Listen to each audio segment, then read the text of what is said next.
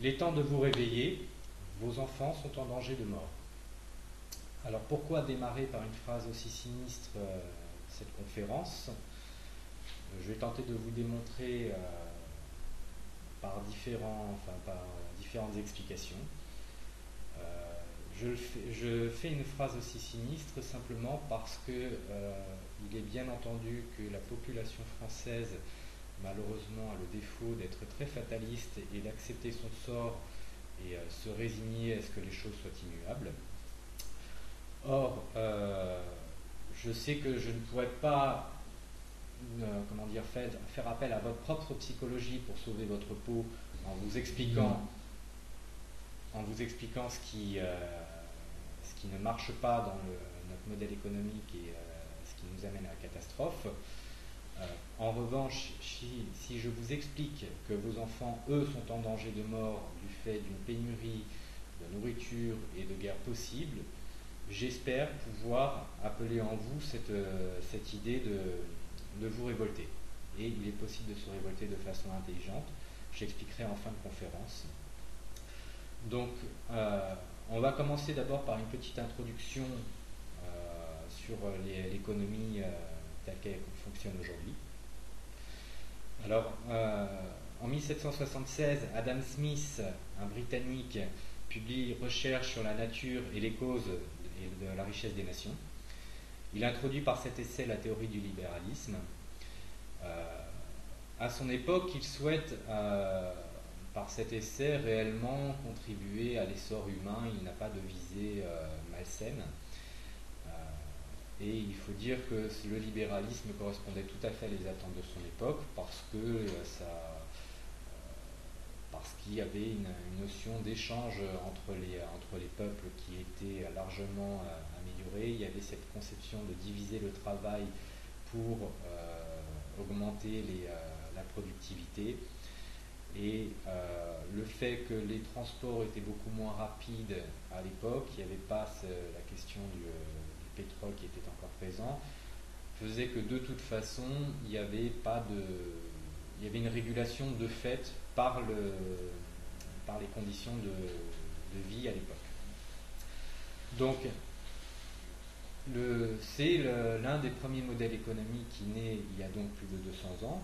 Et il faut bien comprendre que le libéralisme, contrairement à ce que nous chantent nos politiciens, n'est pas moderne. Le libéralisme est très ancien. À la même époque, on a donc aussi deux autres penseurs qui vont émerger, en la personne de Thomas Malthus, qui en 1798 publie son essai sur le principe de population. Donc il cherche à démontrer que la population humaine sans levier de régulation croît de façon exponentielle, c'est-à-dire 1 donne 2, donne 4, donne 8, 16, etc. Alors que de l'autre côté, les ressources naturelles ne croissent que de façons arithmétiques, c'est-à-dire 1, 2, 3, 4, 5, 6. De fait, si on n'impose pas certains contrôles de régulation à la population, on arrive vers un mur de pénurie.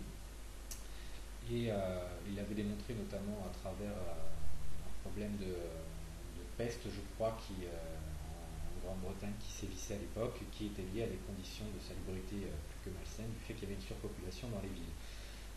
Malthus était quelqu'un de son époque aussi, donc avec une vision un petit peu ignoble des choses pour réguler la population. Aujourd'hui, Dieu merci, on a évolué. Les penseurs économistes qui se réclament de Malthus ne sont pas du tout dans des idées malsaines pour réguler la population. On n'a pas besoin d'interdire à qui que ce soit de faire des enfants ou de tuer des gens qui correspondraient à des classes sociales moins appréciées des fous. Enfin, on a Karl Marx qui en 1872 va publier Le Capital et qui va introduire le communisme, qui est une forme d'économie dirigée où finalement on cherche à partager au maximum les ressources et la production d'un pays. On verra que malheureusement le communisme en Russie va prendre une forme très extrême à travers le soviétisme, alors qu'au contraire, dans les pays d'Amérique du Sud, il va prendre une forme qui est un petit peu plus douce. Donc voilà, il y a trois grands modèles économiques qui existent depuis un peu plus de 200 ans. Euh, Ces trois choix possibles qui se déclinent avec différentes variantes, ils ont tous leurs bons et mauvais côtés. Et on va voir que donc c'est en Occident, nous allons être sous l'empire du libéralisme depuis 200 ans, et que ça va aller de mal en pis. Donc le libéralisme va se développer notamment avec la révolution industrielle et plus encore après la Seconde Guerre mondiale avec la pensée de John Maynard Keynes, qui va être à l'origine du fameux plan Marshall qui va permettre de redémarrer les économies européennes qui sont absolument dans un état catastrophique après cette guerre. Keynes considérait qui était un libéral, considérait malgré tout que les États devaient avoir un contrôle sur les grands outils stratégiques, comme par exemple les grosses entreprises de production d'énergie, et maintenir une certaine régulation sur les échanges de marchandises entre les pays, tant que la richesse de ces pays-là n'était pas à peu près la même. C'est-à-dire que là, on va arriver au noyau dur. Si vous importez des marchandises qui ont été fabriquées dans des pays où la main-d'œuvre est meilleur marché que dans le vôtre, et que les coûts de transport ne correspondent à pas grand-chose finalement dans le prix de la marchandise importée, vous allez avoir une concurrence qui est déloyale. Keynes considérait qu'on ne pouvait pas faire du libre-échange comme ça. On devait amener tout doucement vers le haut chacun des pays pour arriver à une véritable concurrence libre et non faussée. Et malheureusement, on a un monsieur qui s'appelle Milton Friedman qui en 1962 va publier Capitalisme et liberté. Il répond au courant libertarien qui naît aux États-Unis d'Amérique à cette époque. Et lui souhaite que le rôle de l'État soit drastiquement diminué dans l'économie de marché. Donc sa seule bonne idée sera finalement le salaire de vie, et puis on pourrait ajouter à la rigueur ses idées libertaires, auxquelles moi je me réclame. Mais derrière, il va introduire deux idées extrêmes qui sont la concurrence libre et non faussée et la privatisation de la création monétaire. Donc ça fait 40 ans que nous sommes sous l'empire de son modèle économique via l'influence des USA, qui ont exporté sur les dirigeants européens ce courant de pensée. Alors, le problème étant donc que la concurrence libre et non faussée abolit le principe des droits de douane pour les États. Ça met donc en concurrence les travailleurs du monde entier. Et loin de niveler réellement les conditions de vie et de salaire dans le monde, cela induit dans les pays les plus pauvres le fait qu'ils vont vouloir garder cette main-d'œuvre toujours meilleur marché, parce que tant qu'ils restent pas chers, ils exportent massivement, donc ils font entrer des devises.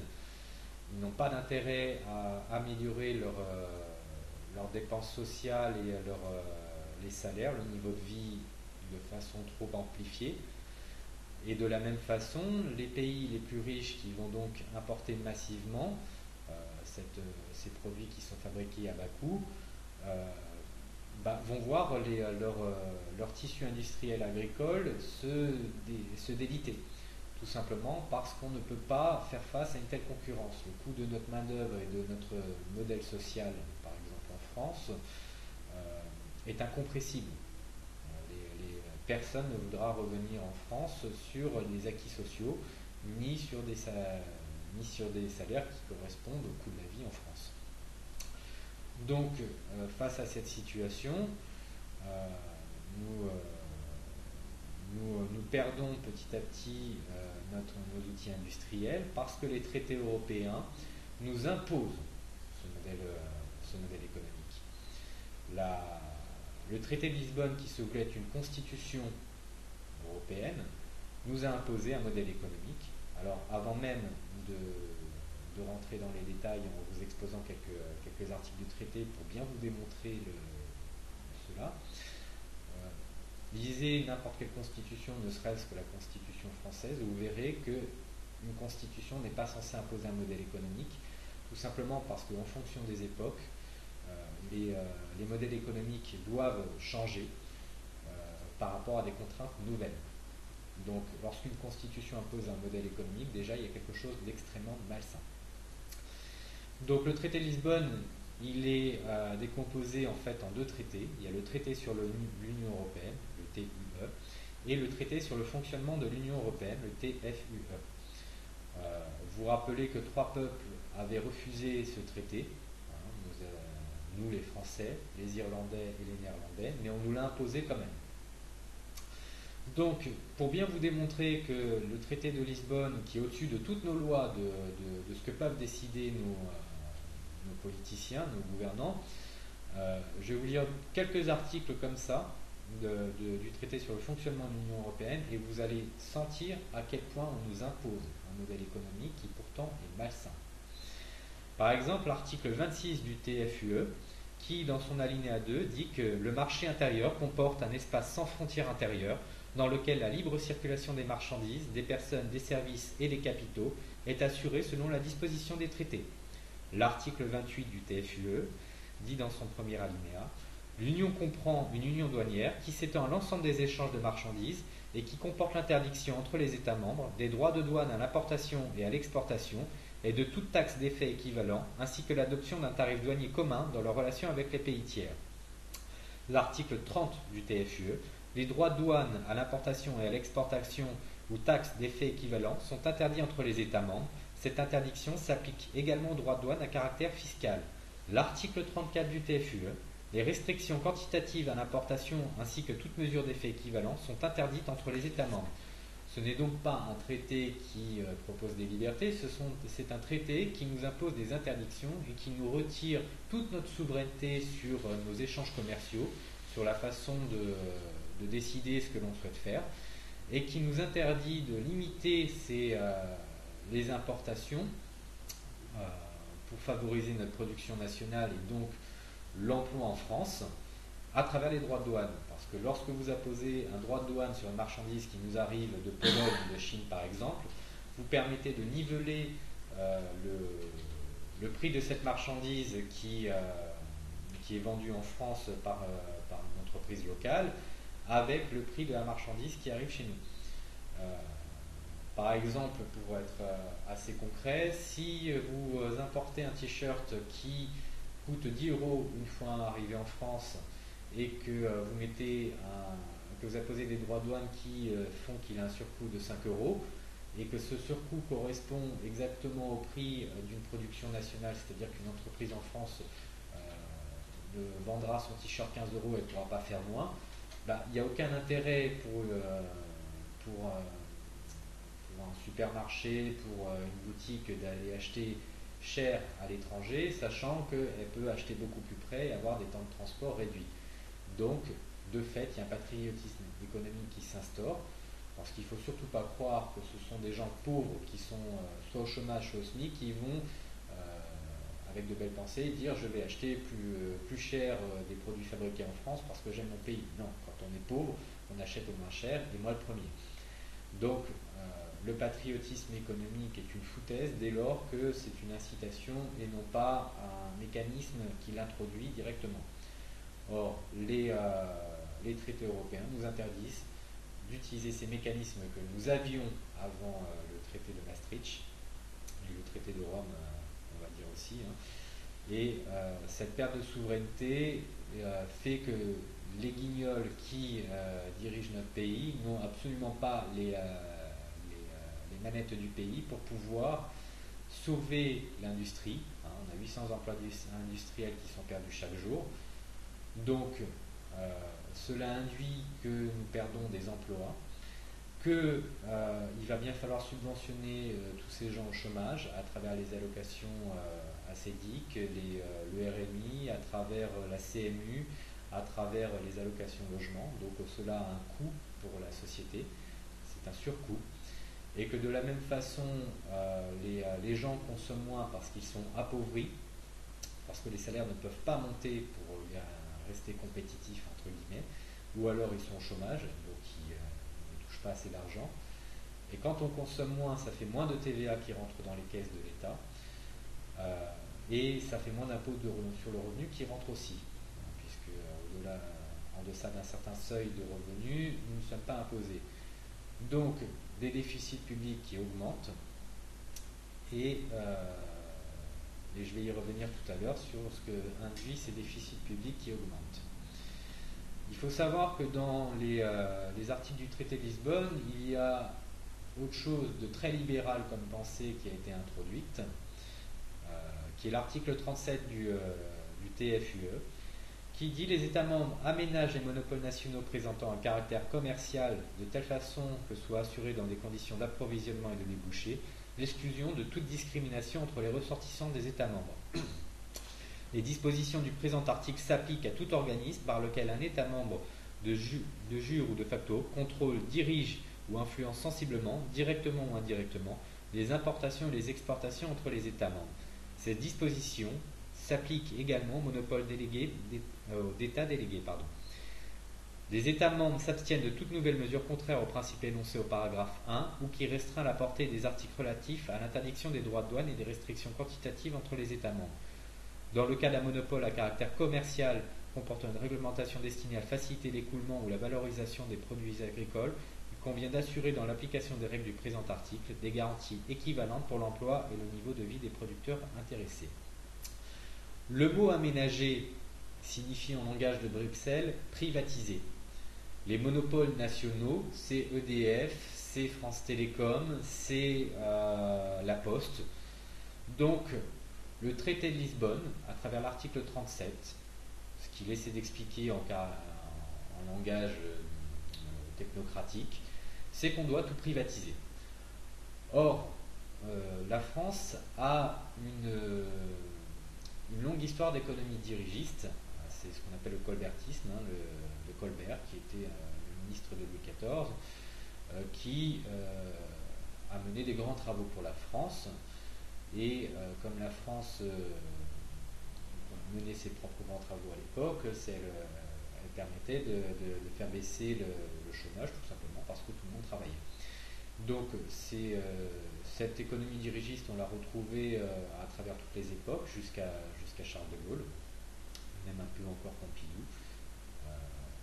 Voilà, c'est dans nos gènes, c'est dans notre façon de concevoir les choses. Les Français considèrent que les gouvernements sont censés diriger les mécanismes économiques, générer des grands travaux industriels, agricoles, etc., pour lutter contre le chômage et améliorer le bien-être social.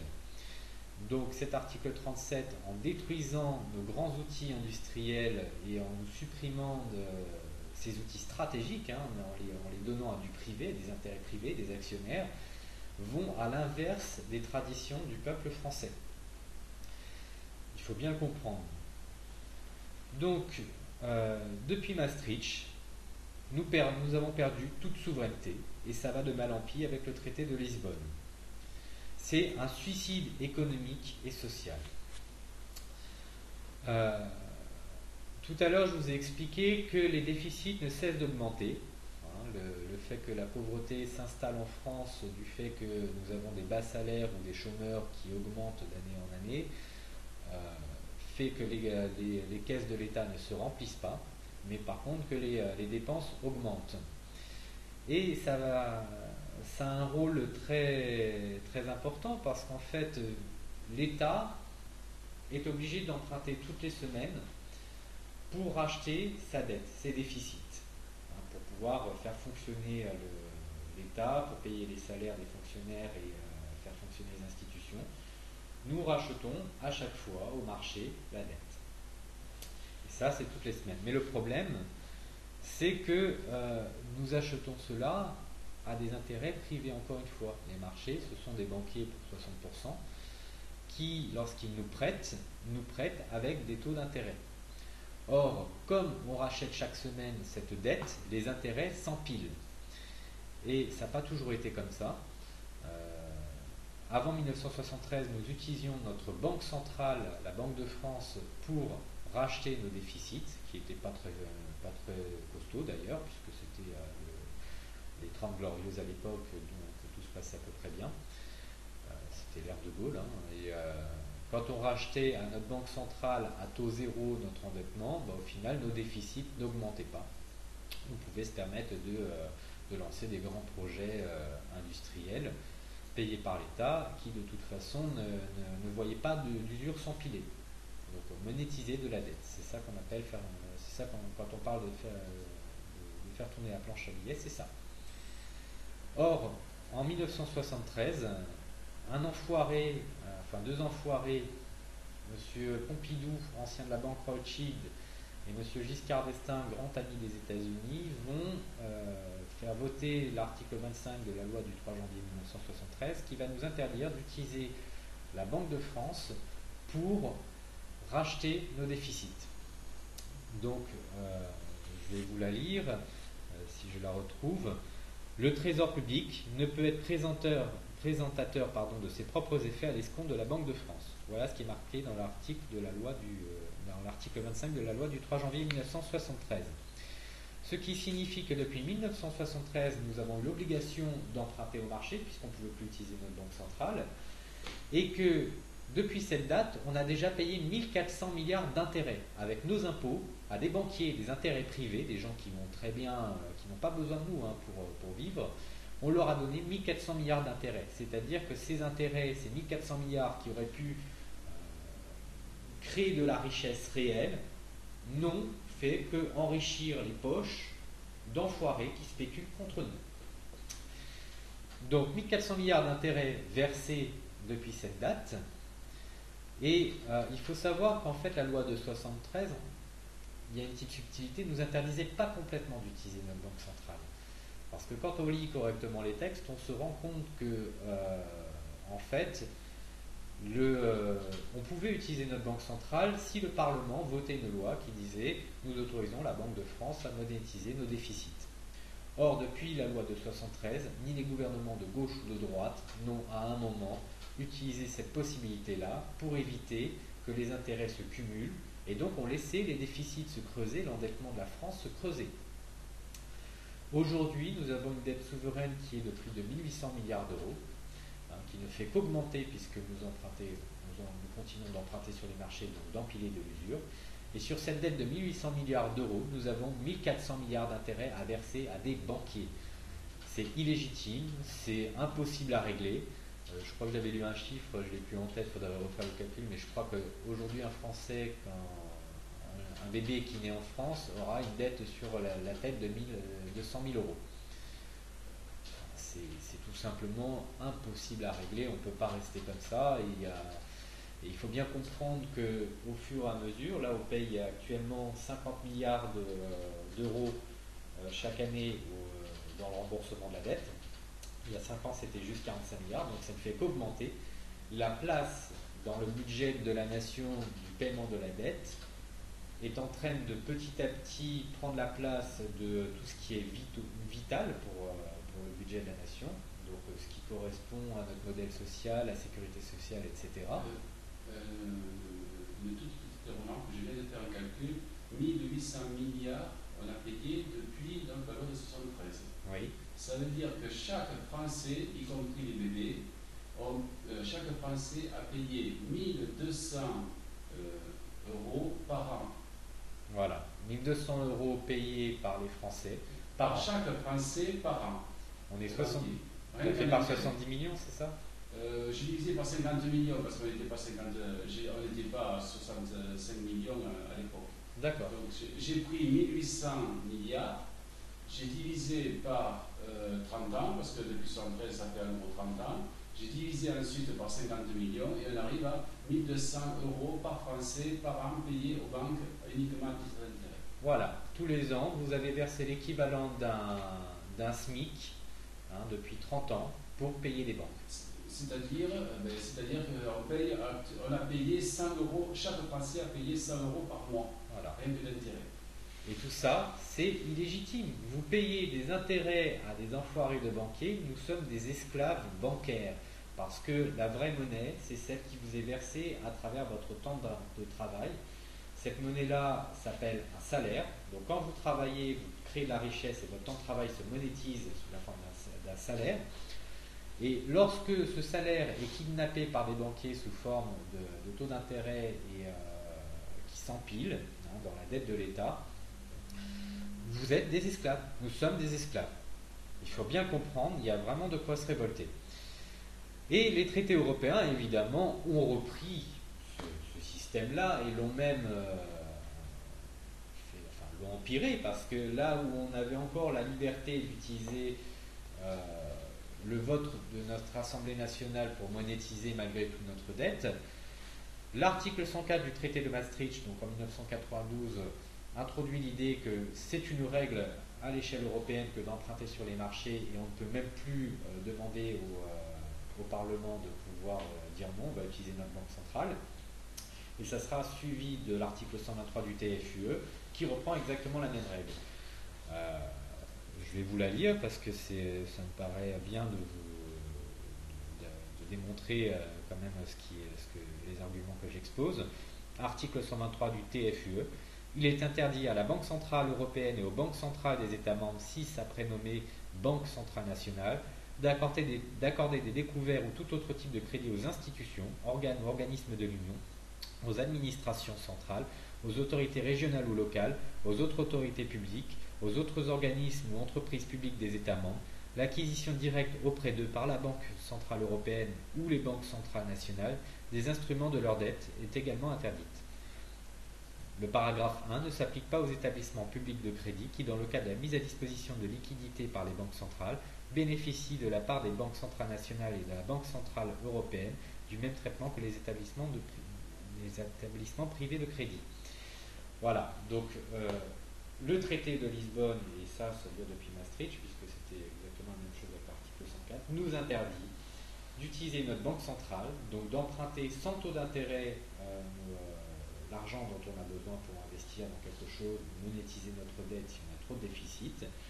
On est obligé de payer l'usure.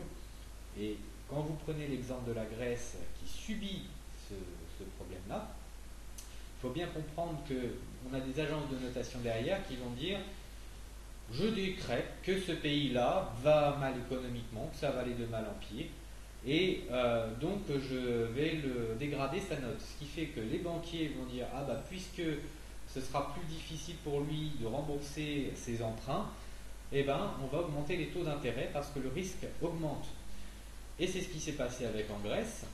Les taux d'intérêt ont cessé d'augmenter jusqu'à ce qu'à un moment, la Grèce se retrouve en défaut de paiement. Actuellement, c'est ce qui se passe en Espagne, où ça y est, la spéculation a été lancée à plein pot. Il me semble avoir lu quelque part que c'est au-delà de 4% de l'intérêt, que c'est le mécanisme infâme devient un cercle vicieux et on n'en sort plus. Donc la Grèce, le Portugal, l'Espagne, l'Irlande, Chypre, l'Estonie, plein de pays comme ça dans l'Union européenne qui sont sous l'empire de l'article 123 sont en train de mourir. Et comme les banques finalement arrivent bêtement au défaut de paiement, puisqu'à un moment les États ne peuvent plus payer, parce que quand on ne peut plus emprunter sur les marchés et qu'on ne peut plus rembourser, on arrive à des défauts de paiement. C'est ce qui s'est passé avec la Grèce. Donc, elles perdent de l'argent, elles perdent des fonds propres et elles s'autodétruisent elles-mêmes. Je vais y revenir tout à l'heure. C'est une autodestruction économique qui est menée tambour battant. Ce sont les peuples qui en payent le prix fort. Tout ça parce qu'on n'a pas le droit d'utiliser nos banques centrales.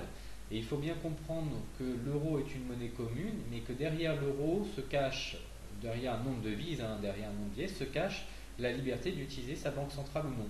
Comme c'est la Banque centrale européenne qui décide du nombre de billets de banque à émettre pour la zone euro, nous restons dans cet empire tant que nous ne revenons pas à notre monnaie nationale, c'est-à-dire tant que nous ne récupérons pas la possibilité d'utiliser notre propre banque centrale qui peut décider à tout moment de dire nous avons besoin d'imprimer tant de francs pour monétiser nos déficits. À savoir que l'euro, la politique de la Banque centrale européenne, c'est de lutter contre l'inflation monétaire.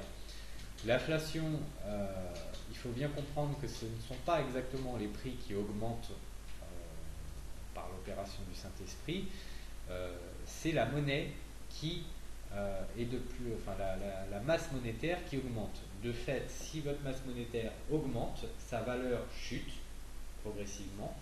Donc les prix à la consommation consommation, eux, augmentent mécaniquement derrière. Parce que si vous payez 10 euros une marchandise et que votre billet de 10 euros, il y en a un petit peu plus en circulation, la valeur de ce billet est moindre, donc mécaniquement le prix de la valeur réelle que vous échangez avec ce billet d'euros augmente. C'est un effet mécanique. Et donc la politique de la Banque Centrale Européenne, qui était spécifiquement dès le départ de dire on va lutter contre l'inflation, moi j'ai lu quelques chiffres hier qui sont assez intéressants. Nous avions il y a plus de 10 ans 33 milliards d'euros de monnaie qui circulait en France. Aujourd'hui, on a 83,8 milliards d'euros de monnaie papier qui circule en France. Donc l'inflation, elle n'a pas du tout été jugulée, ça a été exactement l'inverse. C'est plus de 2 fois la masse monétaire qui a été augmentée. Donc ça veut dire que vos prix, les prix des biens, les prix à la consommation ont augmenté de plus de 2 fois. C'est plus de 100% d'augmentation des prix. Ce qui prouve que ce système ne fonctionne pas. Ça ne fonctionne absolument pas, ça ne fait que nous appauvrir, de nous rendre esclaves des banques privées. On n'a plus les moyens d'utiliser notre banque centrale, on n'a plus les moyens de contrôler la valeur de notre monnaie et la masse monétaire qu'on veut faire circuler. On a perdu toute souveraineté. Il y a un déni de la souveraineté de la démocratie avec les institutions européennes qui fait que les peuples ne décident plus de rien au travers de leurs institutions propres. Donc, quand les guignols qui sont derrière, que l'on porte au pouvoir parce que les médias nous abrutissent en disant c'est soit l'UMP, soit le PS, c'est pas autre chose, et le libéralisme, c'est le modernisme, on amène au pouvoir des guignols qui n'ont absolument aucun contrôle sur le pays, qui n'ont plus les manettes pour diriger l'économie dans le bon sens de ce pays, qui ont tout laissé à Bruxelles, malgré la décision des peuples et le peu d'intérêt qu'on porte à l'Union européenne. D'ailleurs, personne ne connaît l'Union européenne. Les traités, les articles de traités que je viens de vous lire, il y en a très peu qui les connaissent, parce qu'on s'en fout complètement, c'est nébuleux. Et puis il faut bien voir que les commissaires européens, le président de l'Union européenne, le président de la Banque Centrale Européenne, le président de la Commission, ce sont des gens qui ne sont pas élus. Ils ne sont pas élus par les peuples.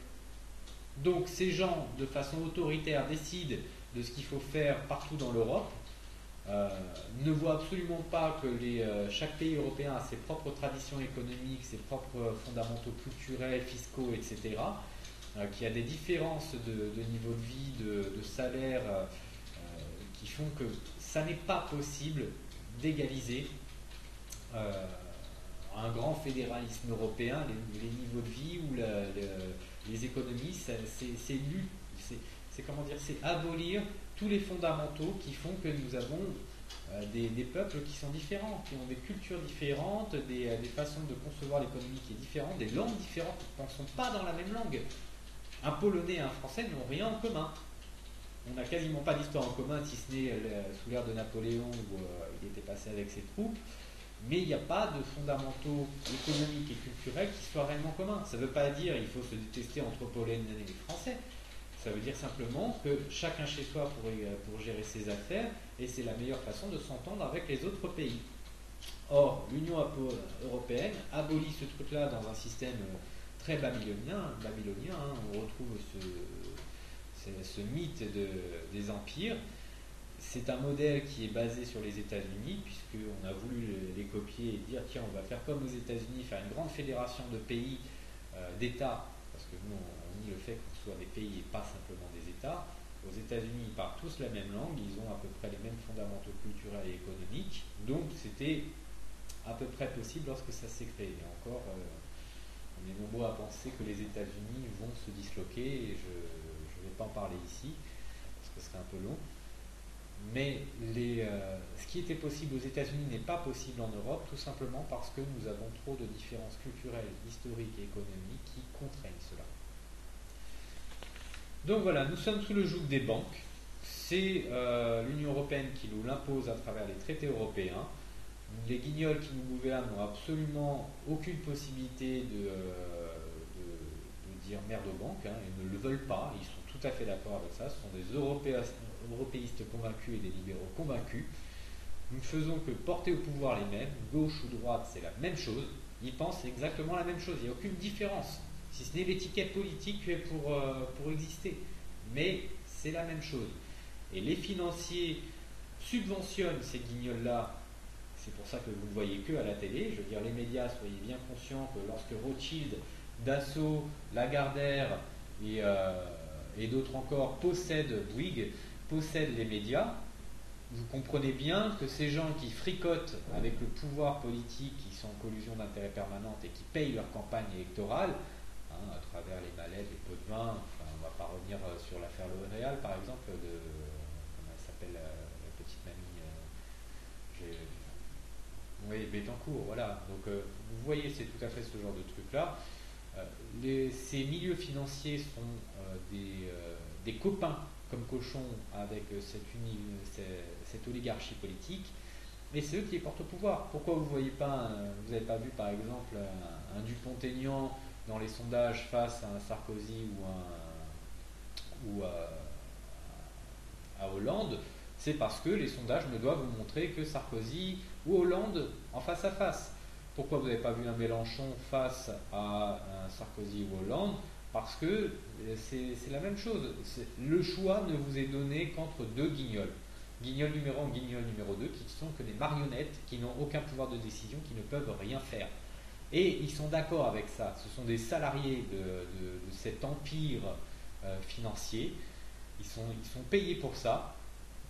Et ils nous trahissent constamment. Parce qu'en plus, ils sont intelligents, ils ont été formés, ils ont fait des grandes écoles, ils connaissent très très bien comment ça fonctionne, comment on peut faire. Mais ils ne veulent pas, ils en ont rien à foutre. Ce sont des traîtres à la nation. Ils veulent détruire notre pays, notre culture française, nos fondamentaux économiques au profit d'une institution qui est gouvernée par des banques.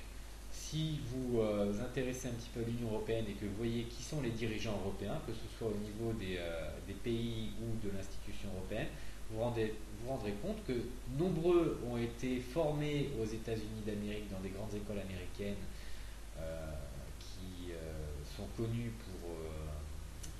pour avoir mis en place certains mouvements sectaires de riches. Je pense par exemple au groupe de Bilderberg, mais aussi des grandes banques américaines, comme par exemple la Goldman Sachs. Qu'est-ce que viennent foutre ces gens-là dans les institutions européennes ou les pays? Goldman Sachs, on le retrouve au niveau de la Banque Centrale Européenne. Alors, Mario Prodi, c'est Draghi, pardon. Mario Draghi, c'est un ancien Goldman Sachs. C'est le président de la Banque Centrale Européenne. Quand on a viré Papandreou en Grèce, parce qu'il avait osé soumettre l'idée d'un référendum aux Grecs pour sortir de l'Union européenne et donc sauver son pays. Il voulait sauver son pays à travers cela. On lui a bien fait comprendre, vous virez, on a placé à sa place quelqu'un de non élu qui était Papandreou, qui était un ancien Goldman Sachs. En Italie, Mario Monti, c'est pas un ancien Goldman Sachs, mais c'est un enfoiré du groupe du Bilderberg. Je vous suggère vraiment de faire une recherche sur internet pour savoir ce qu'est le Bilderberg, B-I-L-D-E-R-B-E-R-G. C'est très intéressant. Et pareil, c'est un traître. Et il a été placé, il n'a pas été élu ce mec-là, hein. Il n'a absolument pas été élu par le peuple. Il a été placé à la place de, comment il s'appelle le guignol qui a été éjecté, Monsieur Bouga Bouga. Berlusconi, voilà, Berlusconi, qui n'est pas un européiste convaincu. Alors ça ne veut pas dire que ce type-là a fait des choses forcément bien pour son peuple, mais là actuellement Berlusconi est en train d'expliquer à son peuple qu'il faut sortir de l'euro. Donc vous comprenez pourquoi il a été chassé du pouvoir.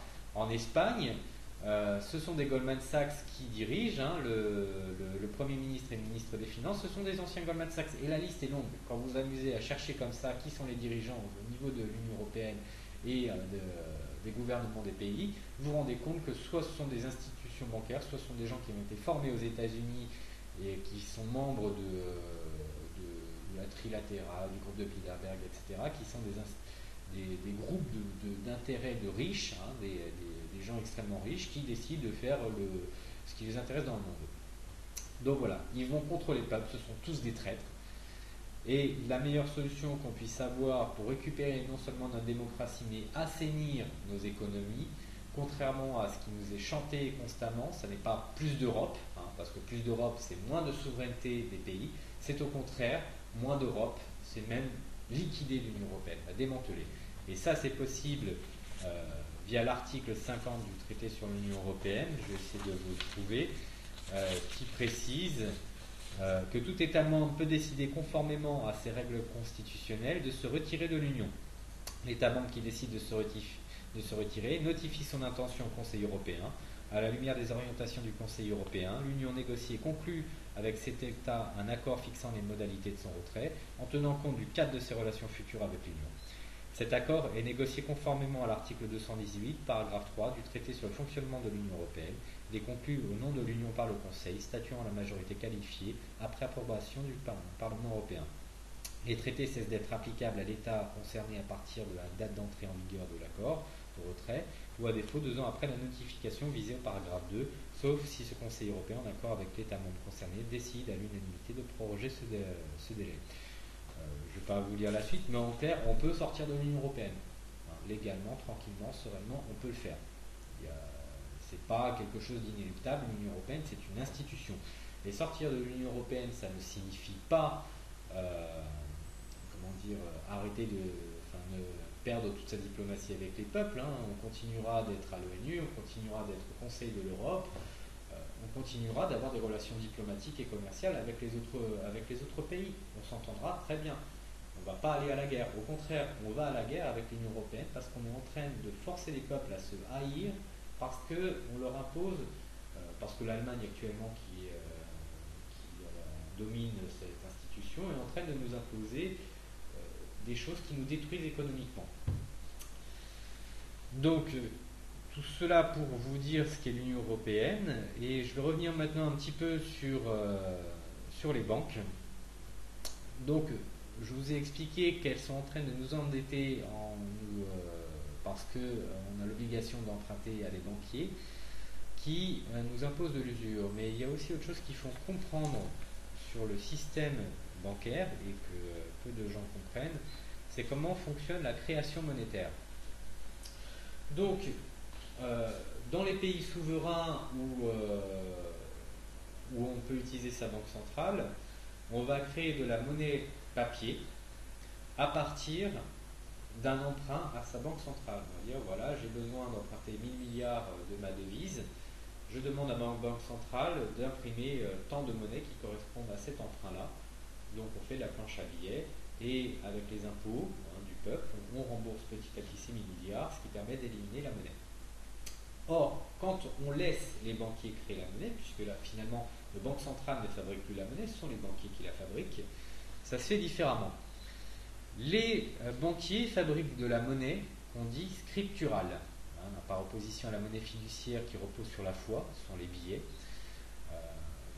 Les banquiers font de la monnaie scripturale, c'est-à-dire que lorsque vous allez contracter un crédit à la banque de par exemple 1000 euros, les accords de Bâle 3 qui vont intervenir à partir du 1er janvier 2013 prévoient que les banques disposent de 7% de fonds propres pour ouvrir ces lignes de crédit. Cela signifie que sous l'empire de ces accords, uniquement discutés entre banquiers d'ailleurs, pour qu'une banque fabrique 1000 euros de crédit, elle aura besoin dans ses fonds propres de 70 euros seulement. Donc les fonds propres, c'est votre épargne ou ce sont des obligations d'État par exemple. C'est de l'argent réel. Donc les banques avec rien, et là les accords de Bâle 3 parlent de 7%, aujourd'hui c'est 1% de fonds propres uniquement, qui sont autorisés parce que c'est les banques centrales qui décident, la Banque Centrale Européenne pour soulager les banques qui sont en train de crever actuellement, et je vais vous expliquer comment, autorise les banques à créer de la monnaie scripturale à partir de 1% de fonds propres. Donc ça veut dire qu'aujourd'hui, avec 10 euros seulement, une banque fabrique 1000 euros. Vous voulez emprunter 1000 euros, c'est comme si vous alliez voir votre ami, vous lui dites, tu n'aurais pas 1000 euros à me prêter, je suis pas très bien en ce moment. Votre ami vous dit pas de ceci, j'ai un billet de 10 euros sur moi, je vais te signer une reconnaissance de dette de 1000 euros, et je vais te faire un chèque en bois avec ça. vous allez forcément dire à votre ami, écoute, si tu ne veux pas me prêter 1000 euros, je peux comprendre, mais ne te fous pas de ma gueule. La banque, elle, se fout de votre gueule et c'est autorisé. Elle peut le faire. Donc, quand elle crée cette monnaie, elle place informatiquement, elle écrit par une écriture comptable qu'elle a mis 1000 euros sur votre compte. Et comme à votre tour vous lui devez 1000 euros, les bilans s'équilibrent. Et là, on n'a pas parlé des intérêts. Si, sous l'empire des accords de Bâle III, donc à partir de 7% de fonds propres, 70 euros pour créer 1000 euros, vous remboursez chaque mois 70 euros, c'est-à-dire que le premier mois, la première mensualité que vous remboursez, vous avez remboursé les fonds propres qu'a investi la banque. C'est-à-dire que tout le reste que vous allez rembourser, c'est du pur bénéfice pour la banque. Vous comprenez, c'est là où c'est une escroquerie monétaire, c'est-à-dire que c'est de la fausse monnaie. La banque n'avait pas les fonds propres qu'elle vous a prêtés. C'est quand vous prêtez à un ami 1000 euros, vous sortez réellement de vos capitaux en propre, vous allez sur votre compte épargne, vous sortez les 1000 euros que vous avez gagnés, vous allez lui donner les 1000 euros, du vrai argent, et il va vous rembourser ces 1000 euros avec son vrai argent. Non, là les banques n'ont pas cet argent-là, elles ont, avec juste un tout petit peu de fonds propres, elles créent de l'argent qu'elles n'ont pas et elles vous le donnent. C'est de la fausse monnaie. Et je vais vous lire un article du Code pénal sur la fausse monnaie parce que ça me semble que vous compreniez bien à quel point ça devrait être considéré comme illégal.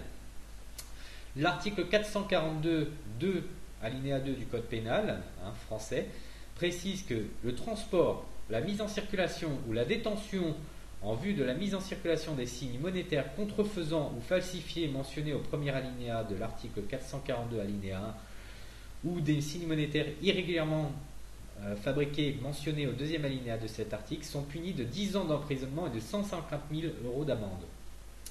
Les infractions prévues au précédent alinéa sont punies de 30 ans de réclusion criminelle et de 450 000 euros d'amende lorsqu'elles sont commises en bande organisée, ce qui correspond tout à fait aux banquiers, qui sont des bandes organisées.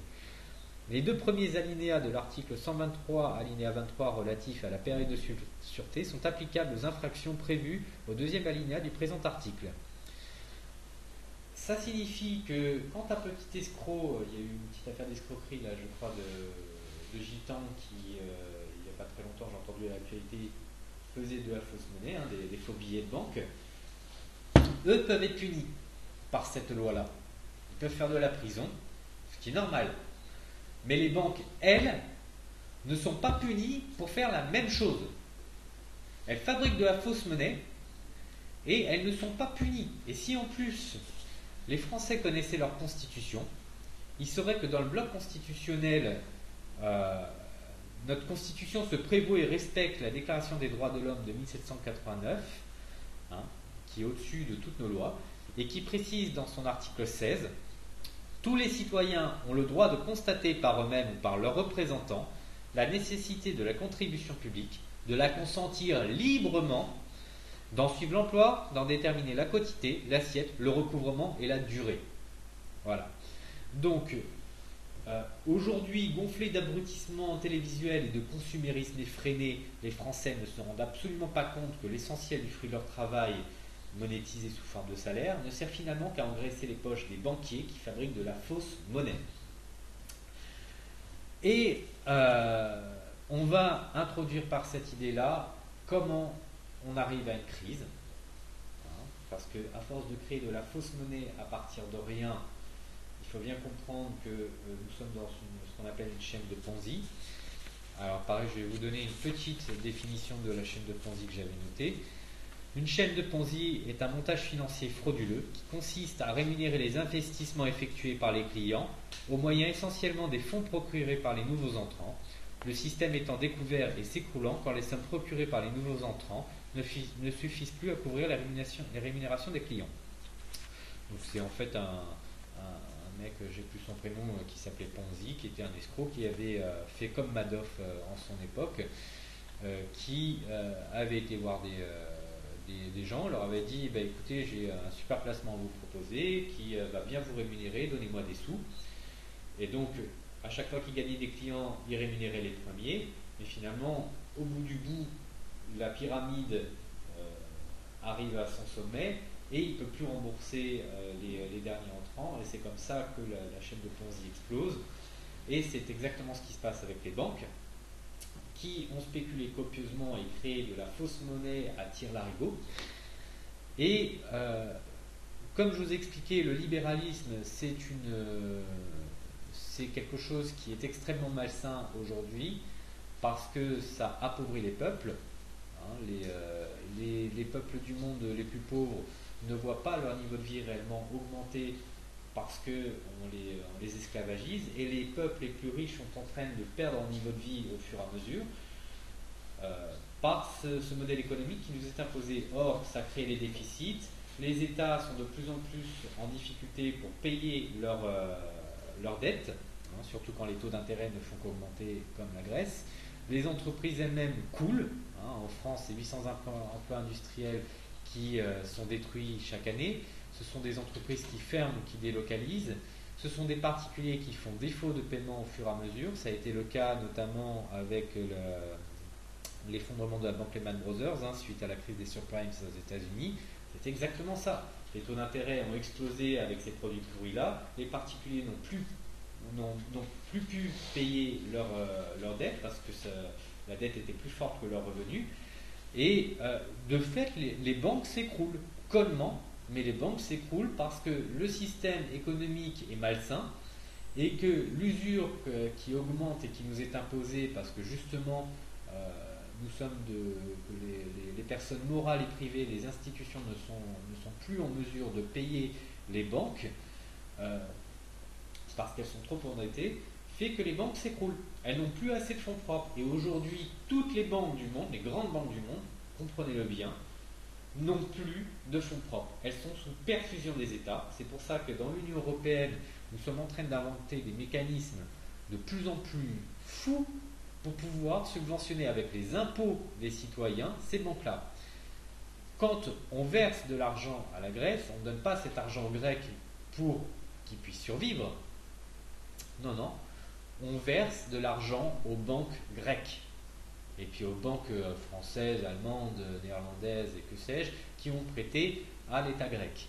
Mais on ne donne absolument pas d'argent aux Grecs. Il faut être bien conscient de ça. Le fonctionnement, je vous l'ai dit, les États empruntent sous l'empire de l'article 123 du traité sur le fonctionnement de l'Union européenne aux banques l'argent nécessaire pour racheter leurs dettes constamment et faire fonctionner leur État.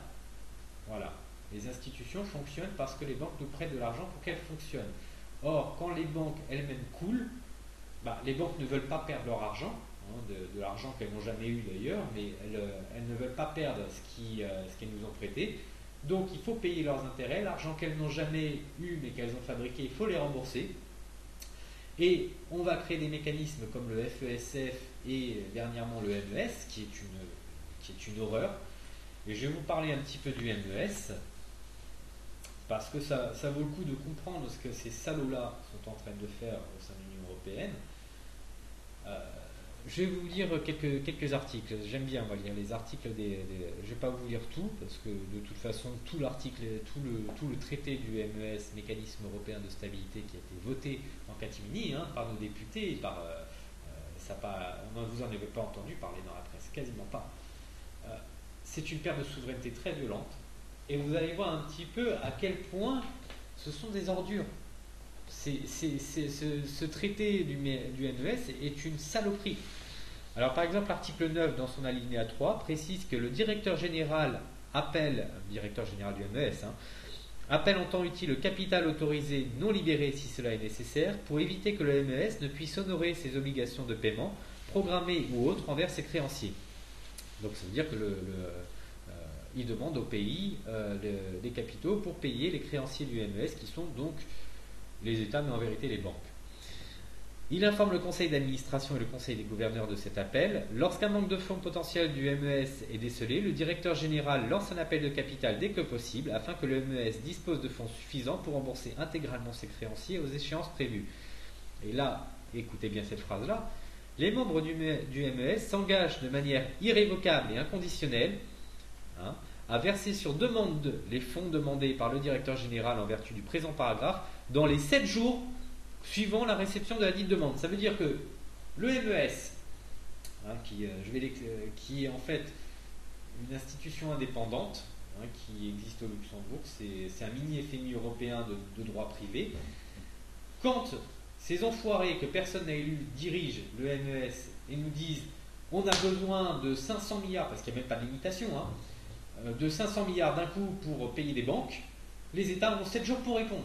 C'est-à-dire qu'on va endetter les peuples brusquement sous 7 jours, sous une semaine, pour pouvoir payer des putains de banquiers. Et ça, c'est le MES qui l'introduit.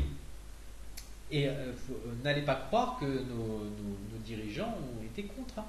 Ah non, non, non. À droite, ils ont voté comme un seul homme pour ce texte-là. À gauche, au Parlement, ils sont subtils. Ils n'ont pas voté pour le texte, mais ils n'ont pas voté contre.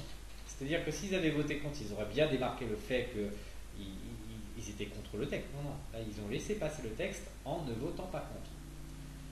Vous voyez un petit peu. Et je crois qu'on a eu seulement 6, si je me souviens plus, c'était quoi, 6 ou c'était un petit peu plus de députés qui avaient voté contre. Je vais te le dire parce que j'avais noté sur le site. Je sais qu'on avait notamment Noël Mamère, oui, je vais te le dire. Non, c'est Brave, le communiste Brave. Chez nous, une seule socialiste là, qui est la députée de Lambon qui avait aussi. Enfin bref, il y a eu très très peu de députés qui ont voté contre le MES. Tous les autres ont été d'accord avec ce texte-là. Article 12 du MES. Si cela est indispensable pour préserver la stabilité financière de la zone euro, parce que les peuples on s'en fout, mais par contre l'euro il faut le sauver, dans son ensemble et de ses États membres, le MES peut fournir à un membre du MES un soutien à la stabilité, subordonné à une stricte conditionnalité adaptée à l'instrument d'assistance financière choisi. Cette conditionnalité peut prendre la forme notamment d'un programme d'ajustement macroéconomique ou de l'obligation de continuer à respecter des conditions d'éligibilité préétablies.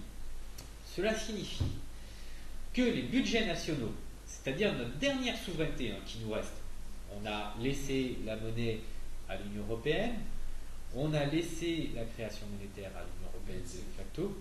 Voilà, 27 seulement députés ont voté contre. C'est rien. On a laissé notre capacité à gérer nos propres accords commerciaux à l'Union européenne. Et là, maintenant, ce sont les budgets nationaux. C'est-à-dire que quand vous votez pour des députés ou pour un président de la République, vous leur dites, je vous fais confiance pour que mes impôts, vous fassiez la distribution intelligente de ces impôts-là, parce que j'ai voté pour vous, parce que je suis quelqu'un de droite, de gauche, que sais-je, et que je considère que vous êtes le plus pertinent pour mieux gérer le budget de la collectivité. Là.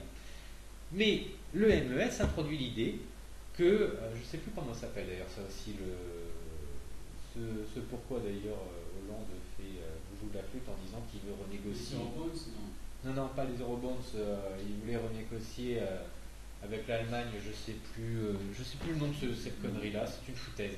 Mais en gros, l'Allemagne a dit que les budgets nationaux seront supervisés par l'Union européenne, par la Troïka, c'est-à-dire le FMI, la Commission européenne et la Banque centrale européenne, largement sous influence allemande pour les institutions européennes, pour dire qu'est-ce qu'on doit payer aux banques et qu'est-ce qui revient aux États, au fonctionnement des institutions, à travers des politiques d'austérité. Donc ça veut dire que ça appauvrit encore plus ces peuples qui peuvent de moins en moins payer leurs impôts, donc les pays peuvent de moins en moins payer les banques, donc les taux d'intérêt continuent d'augmenter.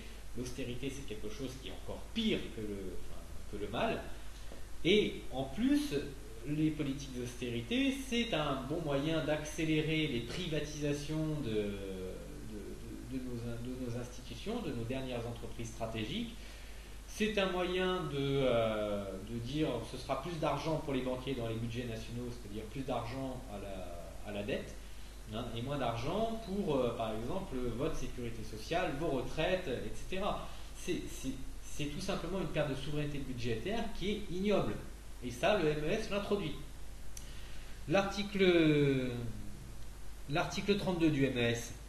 Le MES et ses biens, ses financements et ses avoirs, où qu'ils soient situés ou quel que soit son détenteur, jouissent de l'immunité de juridiction sur tous ces aspects, sauf dans la mesure où le MES y renonce expressément, ce qui n'arrivera pas évidemment, en vue d'une procédure déterminée ou en vertu d'un contrat, en ce compris la documentation relative aux instruments de financement.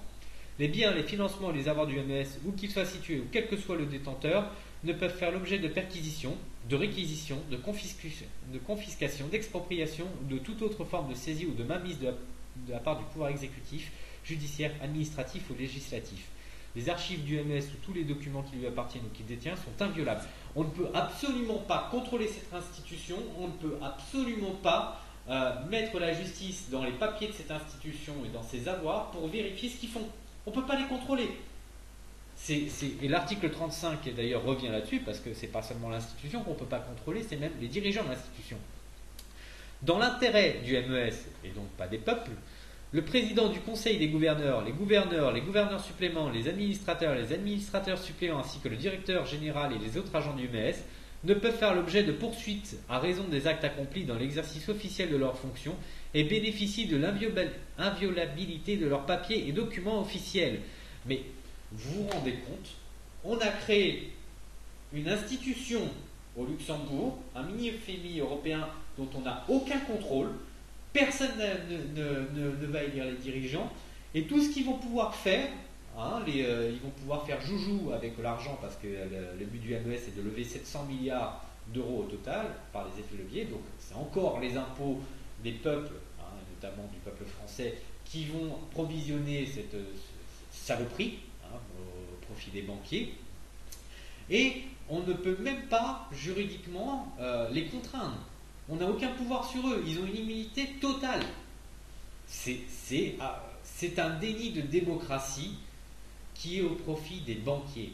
Et quand on vous dit que les banques dirigent le monde et nous esclavagisent, c'est pas de simple un petit discours gauchiste, je veux dire, c'est à droite comme à gauche, dans toute la dissidence en France, et pas seulement en France, on est tous d'accord.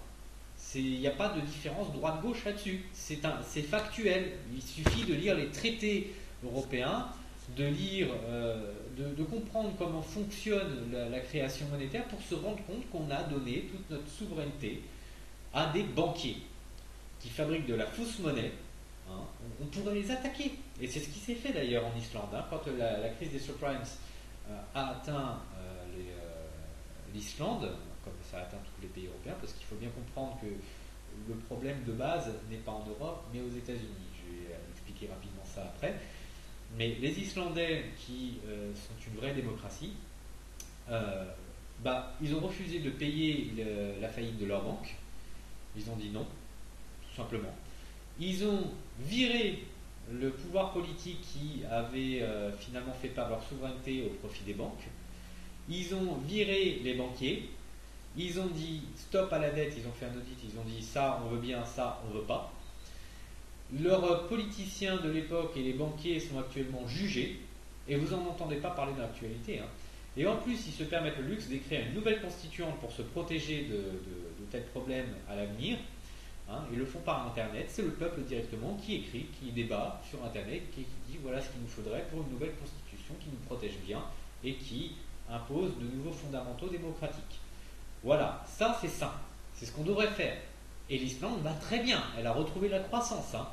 Donc quand on vous dit si jamais le système financier s'écroule, c'est faux. Je veux dire, le système financier peut s'écrouler, ça n'est pas grave. Ça ne veut pas dire que pendant un certain temps, il n'y a pas des complications qui se présentent, mais c'est tout à fait jugulable, et j'expliquerai comment. Mais il est tout à fait possible de gérer. Vous regardez les pays qui ne sont pas dans l'Union européenne, comme par exemple la Norvège et la Suisse, ce sont des démocraties qui sont très fonctionnelles et qui économiquement vont très bien. Vous prenez les pays qui ne sont pas dans la zone euro, qui sont principalement les pays scandinaves, ou la Pologne, je crois, qui est encore au zloty, ce sont des pays qui vont très bien. Ils vont très très bien.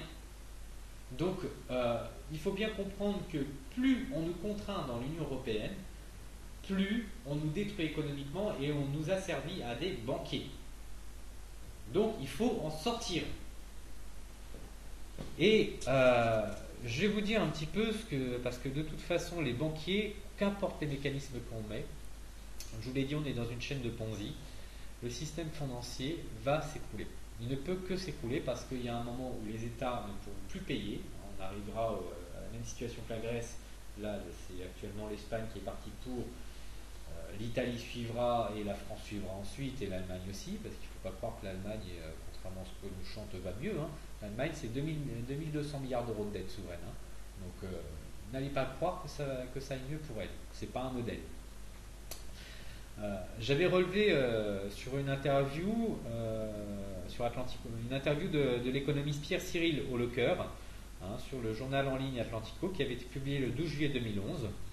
Et ce type-là est spécialiste des effondrements financiers, hein, il les a étudiés, parce que le monde en a toujours connu.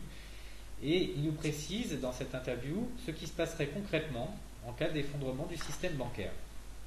Alors je vous lis précisément ce qu'il avait dit. Un effondrement du système bancaire signifie la cessation de paiement d'un certain nombre de banques qui se répercute sur les autres banques et du fait des dettes croisées qui existent entre les banques, conduit à ce qu'elles cessent tous leurs paiements les unes après les autres. La signification de la cessation de paiement est très simple. Cela veut dire qu'il n'y a plus d'argent qui sort des banques. Aucun des paiements qu'ordonne une personne dans une transaction courante, qu'elle utilise un chéquier ou une carte bancaire ou ordonne un virement, ne peut avoir lieu. Par exemple, les salaires ne peuvent plus être payés car tous les paiements passent à travers le système bancaire.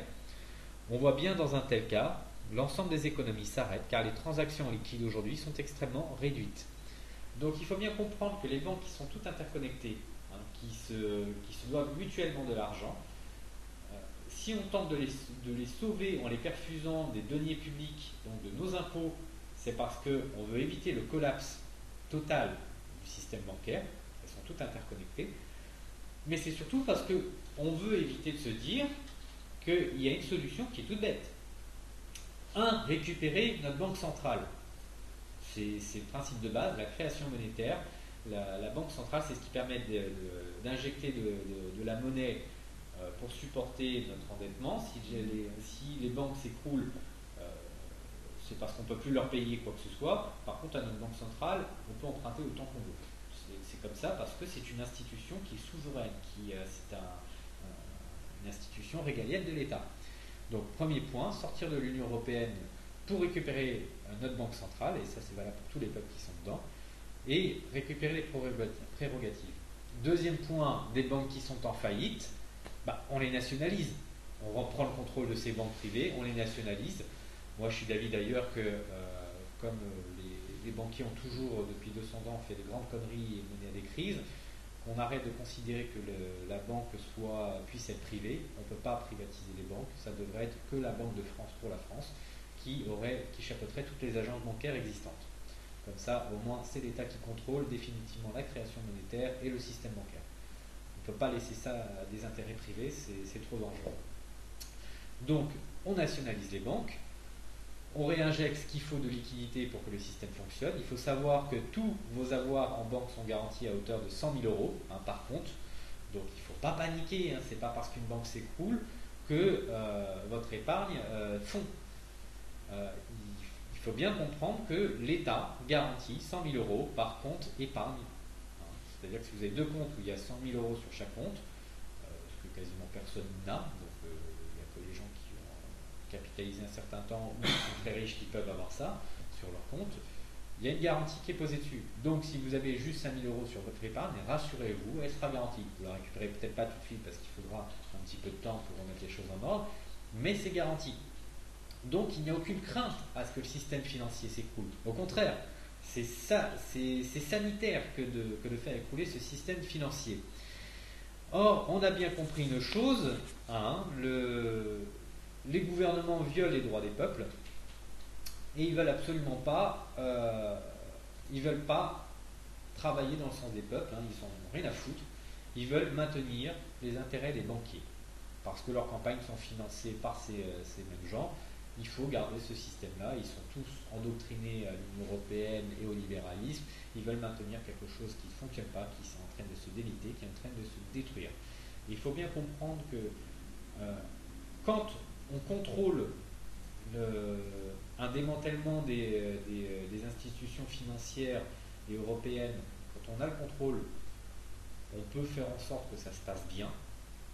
Peut-être qu'on serrera un petit peu la ceinture à un certain temps, mais quitte qu'avoir une politique d'austérité, soit pour faire quelque chose de logique et démocratique, mais on a le contrôle, donc on peut le faire correctement. Mais quand on refuse de prendre le contrôle pour assainir, hein, et qu'on attend et qu'on empêche l'inéluctable de toute façon d'arriver, les conséquences sont bien pires, parce que lorsque les banques vont s'écrouler, ça va être du jour au lendemain.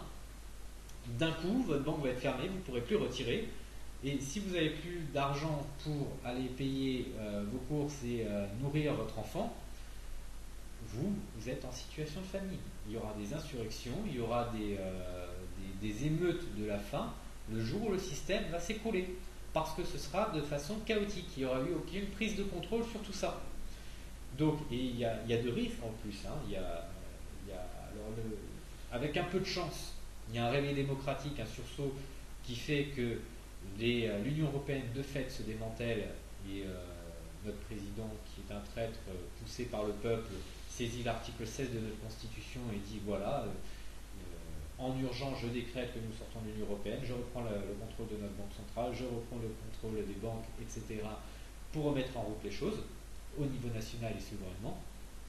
Mais nous, ce qui nous inquiète, c'est plutôt qu'en vérité, quand le collapse va arriver, hein, des banques, qu'on va nous pousser vers une fédéralisation contrainte et forcée, hein, plus d'intégration européenne, c'est-à-dire la dernière. On abolit définitivement l'idée que nous soyons en république, nous ne sommes plus qu'un État des États-Unis d'Europe, et la BCE va faire alors comme la Fed aux États-Unis, elle va faire tourner la planche à billets pour créer de la monnaie qui n'existe pas, qui est irremboursable, elle va générer encore plus de dettes, jusqu'à ce que de toute façon on continue d'arriver à un nouveau collapse.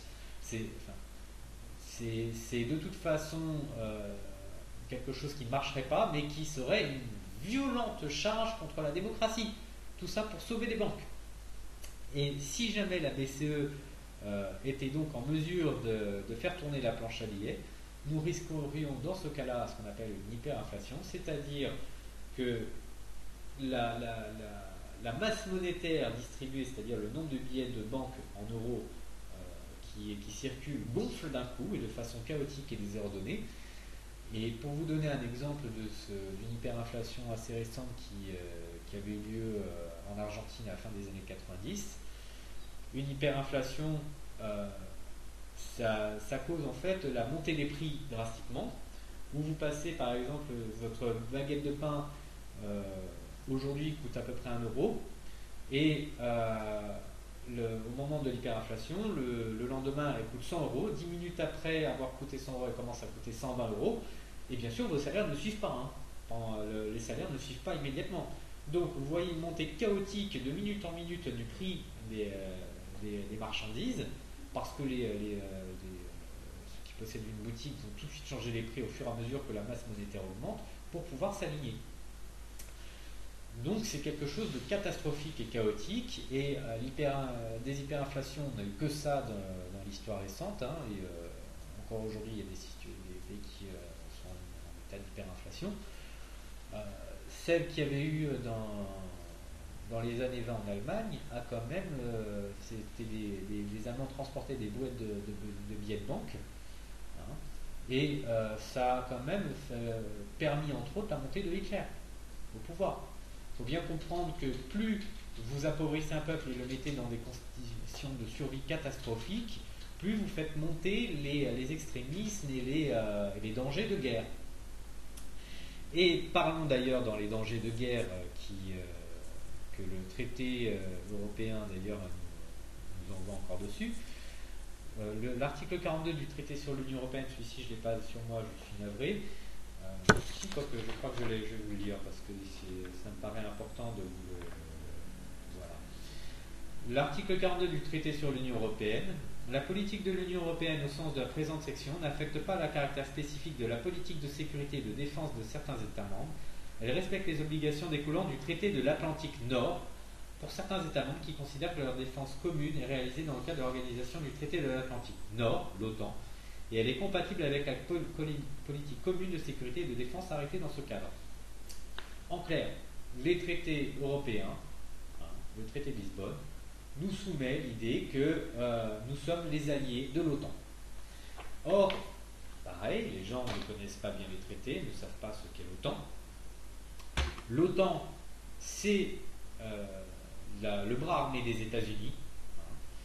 Et si vous constatez dans le monde qui fait la guerre à qui dans le monde, ce sont les États-Unis. Ils sont partout. Les Anglais et les Américains ont mené des guerres au Vietnam, ont mené une guerre en Irak, ont mené une guerre en Afghanistan. Là, veulent absolument déstabiliser la Syrie parce que le conflit syrien que personne ne comprend et où on fait croire que la Syrie, ce sont le méchant Bachar el-Assad qui terrorise son peuple. En vérité, les fameux rebelles armés, c'est exactement comme en Libye, hein, où la CIA a subventionné via différentes institutions des espèces de salafistes, des fous furieux qui arrivent de Turquie, du Qatar, de l'Arabie Saoudite, qui viennent dans le pays, qui vont égorger les gens qui sont soit pro Bachar el-Assad, soit qui ne veulent pas de toute façon rentrer en résistance contre leur gouvernement. Voilà, la rébellion est téléguidée depuis l'extérieur de la Syrie, de telle façon à faire comme en Irak, où on va dire, ou en Libye, regardez, ça se passe mal dans ces pays-là, il faut absolument agir, et on crée toutes les conditions pour pouvoir s'autoriser, malgré le fait que l'ONU n'est pas d'accord, puisqu'on a quand même heureusement la Russie et la Chine qui font pression en son faveur pour dire vous n'avez pas le droit de vous ingérer dans les affaires des pays souverains. Non, les États-Unis d'Amérique, pour piller du pétrole, puisque c'est réellement ça l'enjeu, il faut bien le comprendre, pour piller du pétrole à des pays arabes qui le possèdent, va déclencher des guerres, ce qui fait au passage fonctionner son industrie militaire, hein, son industrie de l'armement, et on déclenche des guerres, on est en train de monter des peuples qui n'ont rien spécifiquement contre les Occidentaux. Je veux dire, il faut arrêter de croire que les musulmans dans le monde, ou les Arabes, les Iraniens, il faut arrêter de croire que ces gens-là détestent fondamentalement les Occidentaux. Ils finissent à détester parce qu'on n'arrête pas de les bombarder. Je veux dire, des enfants libyens qui sont morts sous les bombes françaises, anglaises et américaines parce qu'on a voulu chasser Kadhafi du pouvoir. Il faut bien comprendre pourquoi on l'a chassé lui aussi. Kadhafi, non seulement voulait introduire le dinar or dans son pays, alors que les Américains avaient désadossé le dollar de l'or pour libéraliser la création monétaire. Je ne vais pas en parler maintenant dans cette conférence parce que on aura l'occasion dans une prochaine conférence avec Jean Cadio de vous expliquer ça. C'est quelque chose qui était insupportable pour les États-Unis, mais pire encore, Kadhafi avait le talent d'unifier l'Afrique contre le FMI et les institutions internationales sous domination américaine. Et il faut voir que le pétrole libyen est aussi l'un des pétroles de plus pure qualité qui soit au monde. Donc, et puis n'allez surtout pas croire que Kadhafi était le terrible tyran qui soit. Hein. Ah non. Est-ce que vous avez une preuve du fait que Kadhafi aurait bombardé les fameux rebelles qui étaient là encore téléguidés, ce sont des salafistes, hein, encore une fois, qui ont été téléguidés par la CIA depuis Benghazi, si je me souviens bien. Non. Vous avez notre ministre des Affaires étrangères officieux qui s'appelle BHL, Bernard-Henri Lévy, une espèce d'ordure sioniste. C'est l'ambassadeur d'Israël. Je ne sais pas ce qu'il fout chez nous à dire pourquoi on devrait aller faire la guerre chez les autres. Mais voilà, on écoute cet enfoiré-là qui dit pour le bien de l'humanité, il faut faire la guerre. On a été bombardé. Un peuple qui jouissait d'un bien-être social rare en Afrique. C'était la première puissance économique africaine avec l'Afrique du Sud. Sauf que les études de tous les Libyens à l'étranger étaient payées par le régime. Le pétrole ne coûtait quasiment rien. Le régime offrait un appartement, une maison aux jeunes couples mariés. Offrait, vraiment, offrait. En France, est-ce que le régime actuel nous offre un habitat quand on se marie? Non. Le régime libyen, oui. Et il y avait une démocratie directe, c'est-à-dire que la Jamahariya qu'on a cherché à faire croire aux abrutis qui suivent la télé, je suis désolé, mais vous êtes abrutis par la télévision, jetez-la, sincèrement. On a on a tenté de faire croire que le régime qui existait en Libye était antidémocratique.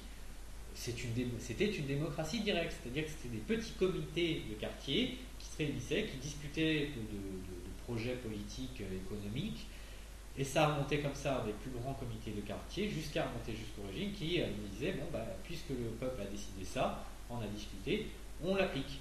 C'était pas des gens élus qui nous trahissaient, enfin qui trahissaient le peuple libyen, qui décidaient de tout. Hein, ça n'empêche pas qu'il y ait de la corruption, des choses comme ça, où Kadhafi n'était pas forcément, avait une mégalomanie qui était bien connue, mais le peuple libyen gouvernait chez lui. Donc c'était une forme de démocratie directe rare, ce qui n'arrangeait pas non plus les intérêts des Américains qui veulent imposer des dictatures bancaires. Hein, le gouvernement profond des États-Unis, c'est comme en Europe, ce n'est pas Obama ou le gouvernement ou le Parlement américain qui commandent, ce sont les gens qui subventionnent les politiques. Hein, et ils sont derrière ça, vous en entendez moins parler. Des gens comme George Soros ou Henry Paulson, vous n'en entendez pas parler. Hein. Vous savez que vous vous rappelez peut-être notre guignol Flamby là, qui avait dit je veux lutter contre les marchés. On ne connaît pas leur nom. Si, on connaît très très bien leur nom. Vous en faites pas. George Soros, Henry Paulson, les directeurs de nos banques. Enfin, on pourrait vous citer plein de noms. Il n'y a pas de problème. On vous les donne les noms. Ils existent. C'est pas invisible. C'est pas nébuleux le marché. Le marché, on sait qui est derrière, on sait qui nous trahit, on sait qui spécule contre nous et avec quels outils, on connaît très bien.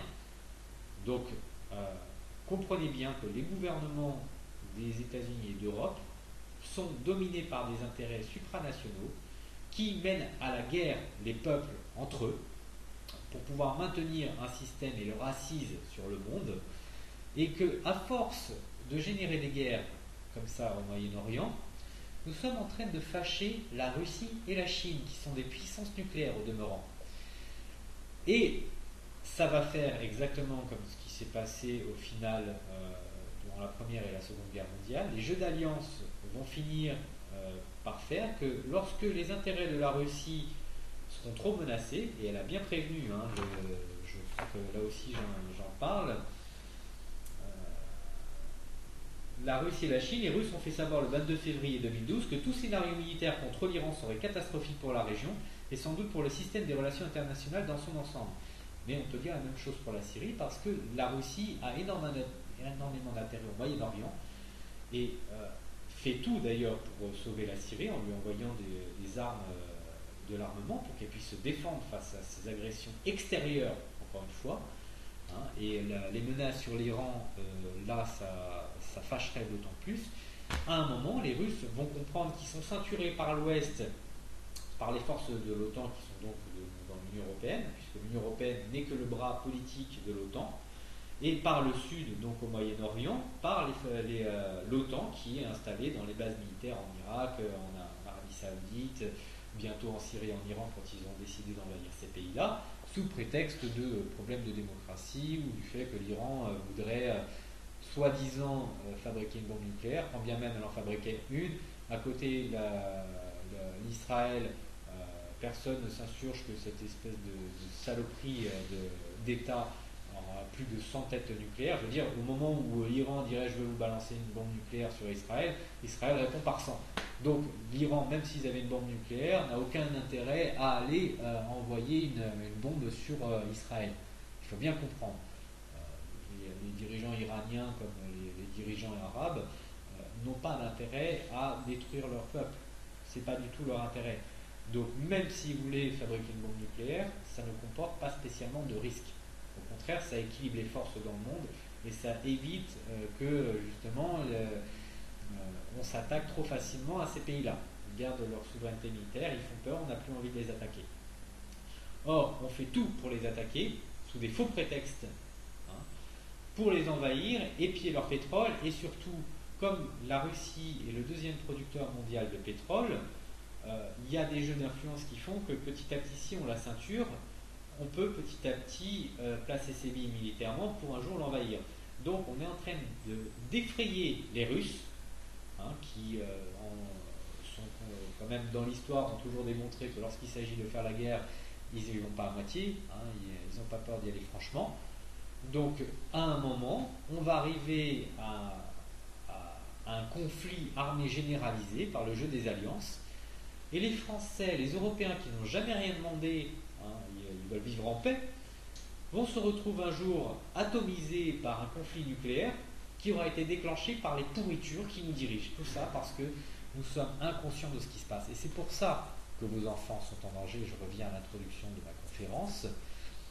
Non seulement il y a un danger économique parce que le libéralisme est en train de détruire la société, hein, ne prend pas en compte que le pétrole disparaît et que lorsque on importe massivement des marchandises, on fait tourner des camions, des cargos qui consomment une ressource épuisable, on ne fait rien, on n'a pas le contrôle sur Total pour dire à partir de maintenant on va tenter de se désintoxiquer du pétrole parce qu'on a des technologies pour, on va mettre des barrières commerciales pour favoriser la relocalisation de l'économie, donc éviter trop de transport, donc trop de gaspillage de pétrole. Le système libéral est en train de tout détruire et nous amène à un monde de pénurie, réellement. Hein. Votre assiette, elle est remplie parce qu'un camion a transporté vos carottes ou vos pommes de terre hein, jusqu'au supermarché. Ça ne pousse pas sur les parkings, vos denrées alimentaires. On va vers un problème financier qui va faire que quand tout va se casser la figure et qu'il n'y aura eu aucun contrôle dessus, vous aurez faim parce que vous ne pourrez pas retirer l'argent pour pouvoir acheter les denrées alimentaires qui sont là. Vous ne pourrez pas payer votre loyer. Vous comprenez bien qu'on arrive vers une misère économique forte. Et ça, c'est à une échelle de quelques mois à 2 ans. Hein. Je parle pour le système financier. Le pétrole, c'est une échelle d'à peu près 10 ans. Et les risques de conflit armé du fait que l'OTAN ne cesse d'avoir des intentions bellicistes à l'égard du monde et que nous sommes le commandement intégré de l'OTAN, tout ça, c'est dans une échelle qui varie entre moins d'1 an et 10 ans aussi. Donc tout ça, dans les 10 prochaines années et peut-être même bien avant, si on ne se révolte pas pour faire tomber ce système-là, nous allons droit vers le mur et vos enfants vont crever soit de faim, soit atomisés par une bombe nucléaire. Je suis désolé de le dire et d'être aussi cash. Hein, on va vers le mur. Donc, il faut se révolter. Je vais vous lire un petit... L'article 2 de la Déclaration des droits de l'homme et du citoyen précise notre droit à nous révolter. Et je vous rappelle que la Déclaration des droits de l'homme et du citoyen de 1789 fait partie de notre bloc constitutionnel et que toutes nos lois doivent être en conformité avec la Constitution et la Constitution elle-même doit être en conformité avec la Déclaration des droits de l'homme.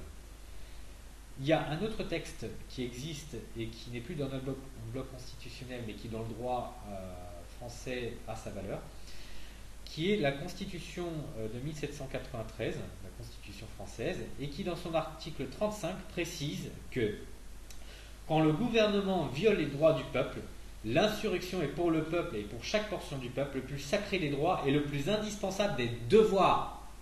C'est un devoir que d'aller vers l'insurrection.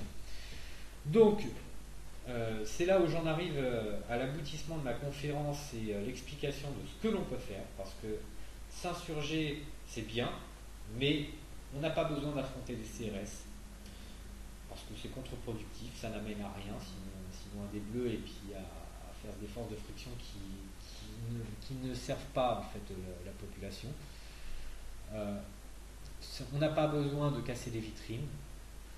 On peut malgré tout manifester, c'est toujours bon pour mettre la pression. Une grève générale, c'est très bien, mais il faut comprendre que les syndicats travaillent main dans la main avec l'oligarchie politique actuelle. Donc ce ne sont pas les syndicats qui vont faire un appel à la grève générale pour qu'on puisse s'insurger contre ce système qui nous féodalise à des banquiers, hein, puisque le gouvernement profond de l'Union européenne, du pouvoir politique, et puis c'est pareil aux États-Unis, je vous le rappelle encore une fois, c'est un système financier. Le seul moyen d'attaquer les banques, c'est d'attaquer la monnaie, et nous avons une chance formidable finalement, puisque ces imbéciles nous ont assujettis à l'euro. Donc, en attaquant le symbole qu'est l'euro, nous attaquons le symbole de l'Union européenne, donc nous attaquons les banques. Et pour attaquer l'euro, c'est pas bien compliqué, hein. Il y a trois façons de faire. Alors, je vais vous les présenter, je vais vous les décliner. La première façon, qui est la plus discrète, la plus tranquille, que même un CRS de façon anonyme peut faire, hein. Moi, j'invite vraiment tout le monde, tous les Français, peu importe qui vous soyez, vos convictions politiques, religieuses, votre corps de métier, vous pouvez tout à fait discrètement vous révolter en marquant franc sur vos billets d'euros. C'est tout. Plus il y aura de masse monétaire où il y aura marqué franc sur les billets, plus ça se verra. Et plus ça se voit, plus la monnaie fiduciaire qui marche à la foi, fiduciaire foi, la confiance, plus la confiance en la monnaie est perdue par le peuple qui ne fait qu'inscrire franc sur ses billets, plus le pouvoir politique et médiatique n'aura pas d'autre choix que de le constater. Je vais préciser quand même que, en vérité, pour faire bien, il vaut mieux s'organiser. Je vais vous décrire comment on fait après. Il y a d'autres moyens. Retirez tout votre argent, toute votre épargne des banques, hein, convertissez-la en monnaie métallique, c'est-à-dire de l'or ou de l'argent physique, non seulement parce que de toute façon on risque d'aller au clash financier, à l'effondrement bancaire total, et donc dans ces cas-là on a besoin d'une monnaie réserve qui est sûre. Et il faut savoir qu'en temps de crise, les monnaies métalliques, donc l'or et l'argent, non seulement prennent de la valeur, donc ça veut dire que si vous avez, ça vous rapportera bien plus que des intérêts d'épargne, mais en outre, ce sont des monnaies traditionnellement qui s'échangent beaucoup plus facilement lorsque la valeur d'un billet n'en a plus. Hein, à vos yeux, si le 10 euros ne valent plus 10 euros parce qu'on est en situation d'hyperinflation, la quantité d'or que vous avez sur vous, la quantité d'argent, elle par contre maintient sa valeur. Et elle en a même beaucoup plus parce que les cours de ces métaux augmentent. Donc vous pouvez acheter des francs semeuses, vous pouvez acheter des Napoléons, bijoux, enfin quoi qu'il arrive, investissez dans l'or et l'argent physique avec votre épargne, vous n'y perdrez pas. Retirez de tout votre argent, toute votre épargne des banques, ça permet de les assécher, hein, d'accélérer leur chute parce que vous épuisez leurs fonds propres. C'est ce qu'on appelle un bank run. Quand on en avait parlé à l'époque, on l'a pris pour un rigolo, il avait tout à fait raison. Vous voulez détruire le système bancaire, asséchez-le, enlevez-lui tous les fonds propres, et les fonds propres d'une banque, c'est majoritairement votre épargne. Je ne sais plus quelle est l'épargne totale qu'il y a en France, mais si on avait un mouvement massif de retrait de l'épargne, on arriverait à assécher les banques et créer le collapse qui permet de reprendre le contrôle. La troisième voie, c'est effectivement tout ce qui est de grève générale et manifestations à plein. Mais je dirais que c'est quelque chose qui peut marcher uniquement lorsque le peuple est fédéré et bien informé là-dessus, et donc ça prend forcément du temps. Moi, je crois en la théorie de l'attaque monétaire parce que c'est quelque chose qui peut se monter progressivement. Et donc, avec d'autres gens, j'ai créé ceci, je ne sais pas si on voit très bien, qui est la gestion monétaire citoyenne, qui est une association que j'ai beaucoup de difficultés à créer pour des problèmes juridiques et surtout parce qu'il faut fédérer avec moi des gens qui sont prêts à entrer en révolte et donc aller contre la loi d'une certaine façon. Pourquoi ? Parce que cette association, son but, c'est de créer des tampons, vous voyez, avec un sceau franc, gestion monétaire citoyenne, et on tamponne les billets de 5 euros uniquement pour commencer. Pour plusieurs raisons. D'abord parce que les billets de 5 euros, c'est les moins nombreux dans l'économie actuelle. Ce sont les billets qui sont les moins nombreux. Donc ce sont les plus faciles à voir. S'il y a suffisamment de billets de 5 euros qui sont tamponnés du sceau franc, hein, ça finit par se voir. De plus, les billets de 5 euros sont en général conservés dans les fonds de caisse des commerçants. Et vous vous rendrez compte d'ailleurs que si vous discutez avec pas mal de commerçants, ils sont tout à fait prêts, dès lors qu'il y a un cadre qui est associatif, enfin une véritable pédagogie qui est faite, à jouer sur un retour au franc par une telle initiative. Donc c'est tout à fait possible, on peut s'entendre. On a créé un site qui est toujours en cours de montage, il y a pas mal de choses à rajouter, et j'ai besoin d'ailleurs, j'appelle tous ceux qui ont des talents de webmaster, création de logiciels, à m'aider à améliorer ce site parce que j'ai pas du tout ces talents-là. où on peut créer par exemple une rubrique pour les commerçants pour faire en sorte que dans chaque grande ville de France, dans chaque département, on sache qui sont les commerçants qui acceptent de participer à l'opération, de telle façon à ce que si vous utilisez des francs, donc des billets de 5 euros qui sont imprégnés du saut franc, vous puissiez trouver les commerçants qui acceptent de jouer le jeu. C'est avantageux d'ailleurs pour les commerçants parce que si le buraliste du coin refuse les francs, bah, vous savez qu'un kilomètre plus loin, il y en a un autre qui lui les accepte, donc vous allez aller plutôt chez lui.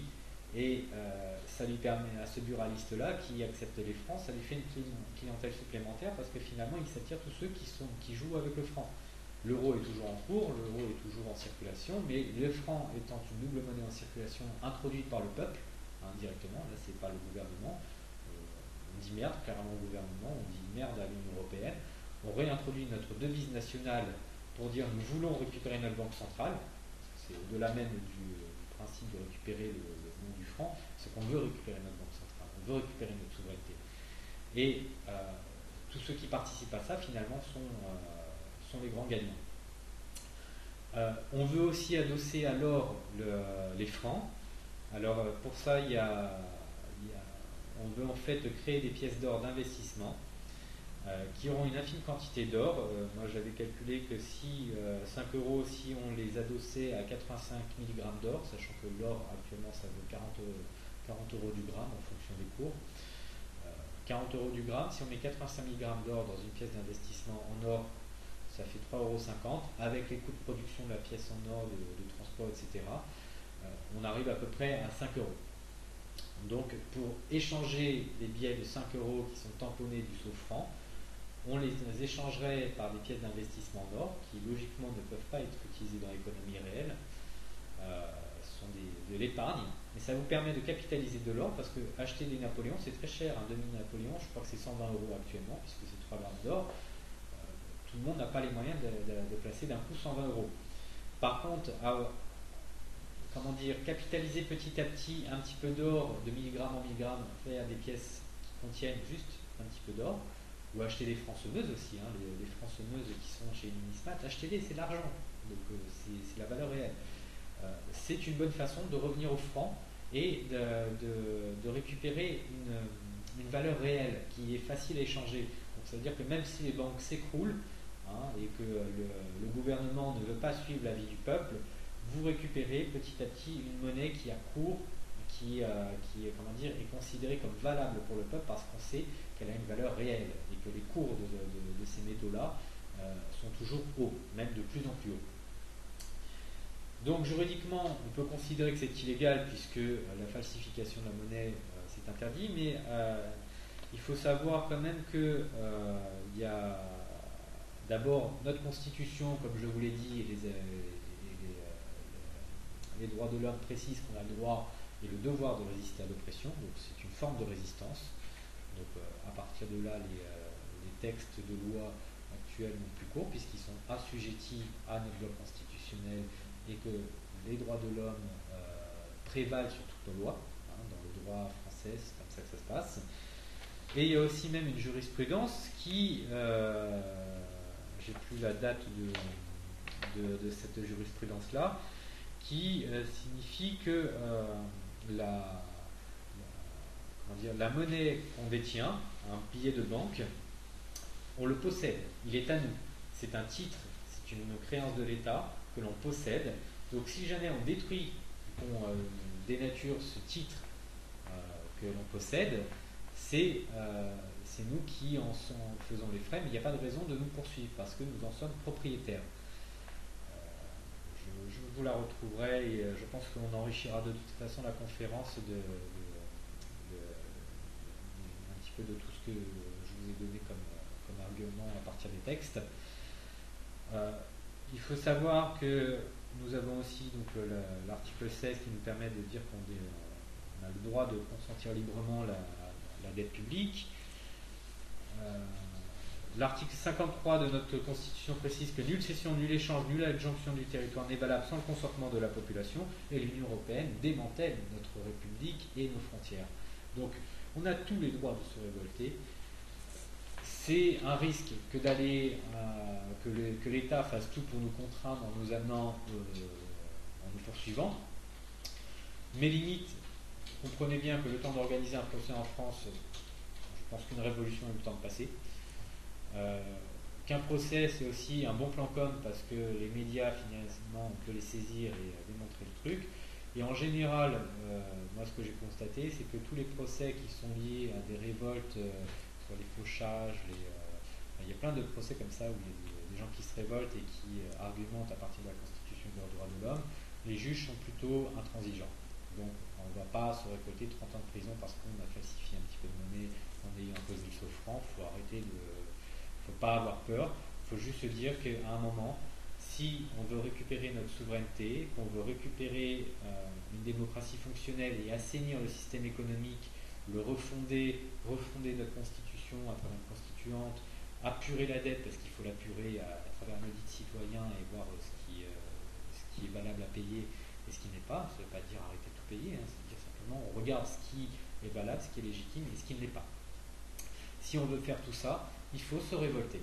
Et la meilleure façon de se révolter, c'est faire en sorte que, à travers la monnaie fiduciaire en circulation, qui est séquestrée dans l'économie réelle, qui ne revient pas en banque, les billets de 5 euros tapés du franc ne reviennent pas en banque. Pourquoi? Parce que les commerçants les gardent dans leur fonds de caisse. Vous-même ne donnez pas vos billets de 5 francs à des commerçants qui ne veulent pas jouer le jeu ou des supermarchés qui ont tendance à ramener ça en banque. Vous ne ramenez jamais ça en banque, vous gardez ça dans l'économie réelle. Ce qui fait que petit à petit, il y a de plus en plus de billets marqués du franc, il y a de moins en moins de billets de 5 euros, puisque petit à petit, les francs commencent à être plus nombreux que les euros, et ça ne peut que se voir. Et quand ça se voit, le pouvoir politique et médiatique ne peut plus ignorer ce qui se passe. Le débat s'installe en France sur la nécessité de revenir au franc. Et comme le but, c'est de laisser chez le commerçant ce livret pédagogique sur lequel j'ai travaillé, mais on peut toujours améliorer tous ensemble. Je veux dire, c'est une révolte citoyenne. J'ai pas la prétention de dire que tout ce que je peux dire est parfait, juste, que je ne fasse pas des erreurs, qu'il n'y ait pas d'imperfections à donner. Mais on peut de toute façon laisser un document à disposition de tous les commerçants qui permettent à tous leurs clients de comprendre pourquoi il faut revenir au franc, pourquoi il faut dénoncer les traités européens, pourquoi la démocratie est liée à la création monétaire. On peut tout expliquer. On peut vraiment assainir, créer une révolte intelligente. Si les commerçants jouent le jeu avec nous, on peut s'en sortir. Et vous pouvez être CRS, militaire, vous pouvez être quelqu'un qui limite n'en a rien à foutre et sans vouloir comprendre le système chie dessus. On peut se révolter. Et on n'a pas besoin d'affronter des CRS, encore une fois, ça ne sert à rien. Malheureusement, il est à craindre que le gouvernement ne nous entendra pas, même si cette révolte monétaire devait fonctionner et s'amplifier, ce que j'espère et ce que je souhaite et ce que je veux vraiment organiser. Donc il faut se douter qu'à un moment, il y aura des pressions plus fortes à mener. Mais si on est nombreux et que même nos amis, les policiers, les gendarmes, comme de la justice, on a besoin aussi dans cette révolte-là de gens qui maîtrisent bien les droits français pour nous aider, s'associent à nous. Il faudra quand même faire monter peut-être la pression dans la rue, mais on n'en est pas encore à cette étape-là. Pour l'instant déjà, signifions à travers la monnaie que nous ne sommes plus d'accord avec le système en place. Rétablissons la démocratie, libérons tous les peuples d'Europe de cette tutelle, de cette institution qui est en train de nous crever, qui nous a servi à des intérêts américains et financiers. On peut le faire. Ça ne dépend que de nous. Et on n'a pas besoin encore une fois, d'être en grève et de manifester dans un premier temps. On peut le faire de façon très anonyme et très tranquillement. Si je peux monter l'association parce que des gens se joignent à moi pour la monter, je peux faire un appel de fonds pour fabriquer les tampons, faire graver les matrices qui permettront de fabriquer les pièces d'or par une entreprise spécialisée sur la question. Je peux faire en sorte qu'on puisse expédier partout des livrets pédagogiques parce qu'on aura demandé à un imprimeur de les imprimer. Je peux faire en sorte que des tampons partout en France soient montés, ce qui fait que c'est une révolte qui s'amplifiera parce qu'on aura fait un appel de fonds et que si chacun met 5 ou 10 euros dans l'adhésion à l'association pour qu'on puisse financer toute cette révolte-là, on y arrivera, tout simplement. C'est pas bien difficile, il suffit d'y croire, de venir nous aider. Donc je vais vous donner l'adresse du site qui n'est pas encore fini d'être construit, mais au moins vous verrez un petit peu comment ça se présente pour commencer. Il y a la charte dessus du mouvement qui explique tout, comment on fait techniquement, sur quelle base juridique. Donc c'est http leretouroffranc.fr, le retour au franc tout attaché, donc c'est pas bien difficile, leretouroffranc.fr, vous tapez ça sur votre barre d'adresse, vous tombez sur le site. Vous avez aussi le forum où vous pouvez poser vos questions, leretouroffranc.xoit,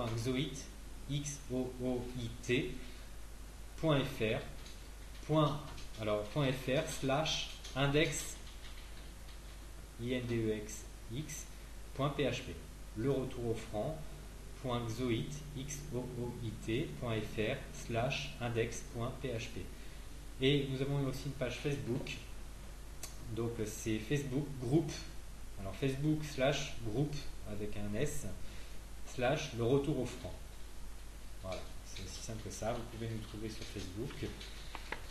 J'ai clairement besoin, et là j'en appelle à vous, de gens qui sont prêts à m'aider à instituer cette révolte monétaire pour monter l'association afin de pouvoir ouvrir un compte, si possible à l'étranger si ça pouvait se faire, afin qu'on soit protégé des contraintes des gouvernements qui se poseront à nous. Donc si vous êtes suisse ou si vous êtes belge, ça m'intéresse énormément que vous puissiez me contacter pour essayer de monter une association à l'extérieur de la France, d'ouvrir un compte bancaire à l'extérieur de la France, de telle façon à ce qu'on puisse collecter les fonds et les protéger en dehors de la France.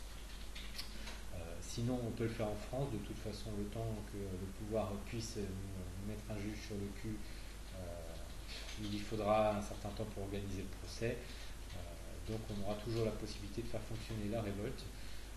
Le but de l'association et de faire un tel montage, c'est quand même d'être extrêmement transparent, parce que je pourrais le faire en mon propre nom en disant j'ouvre un compte bancaire en mon nom, envoyez-moi des sous, mais je ne peux pas vous garantir la transparence, même si pour moi je m'en fous, j'ai pas besoin d'escroquer les gens, c'est pas mon intérêt. Si je monte cette révolte-là, c'est bien parce que je me soucie de mon propre peuple et pas de mes intérêts personnels.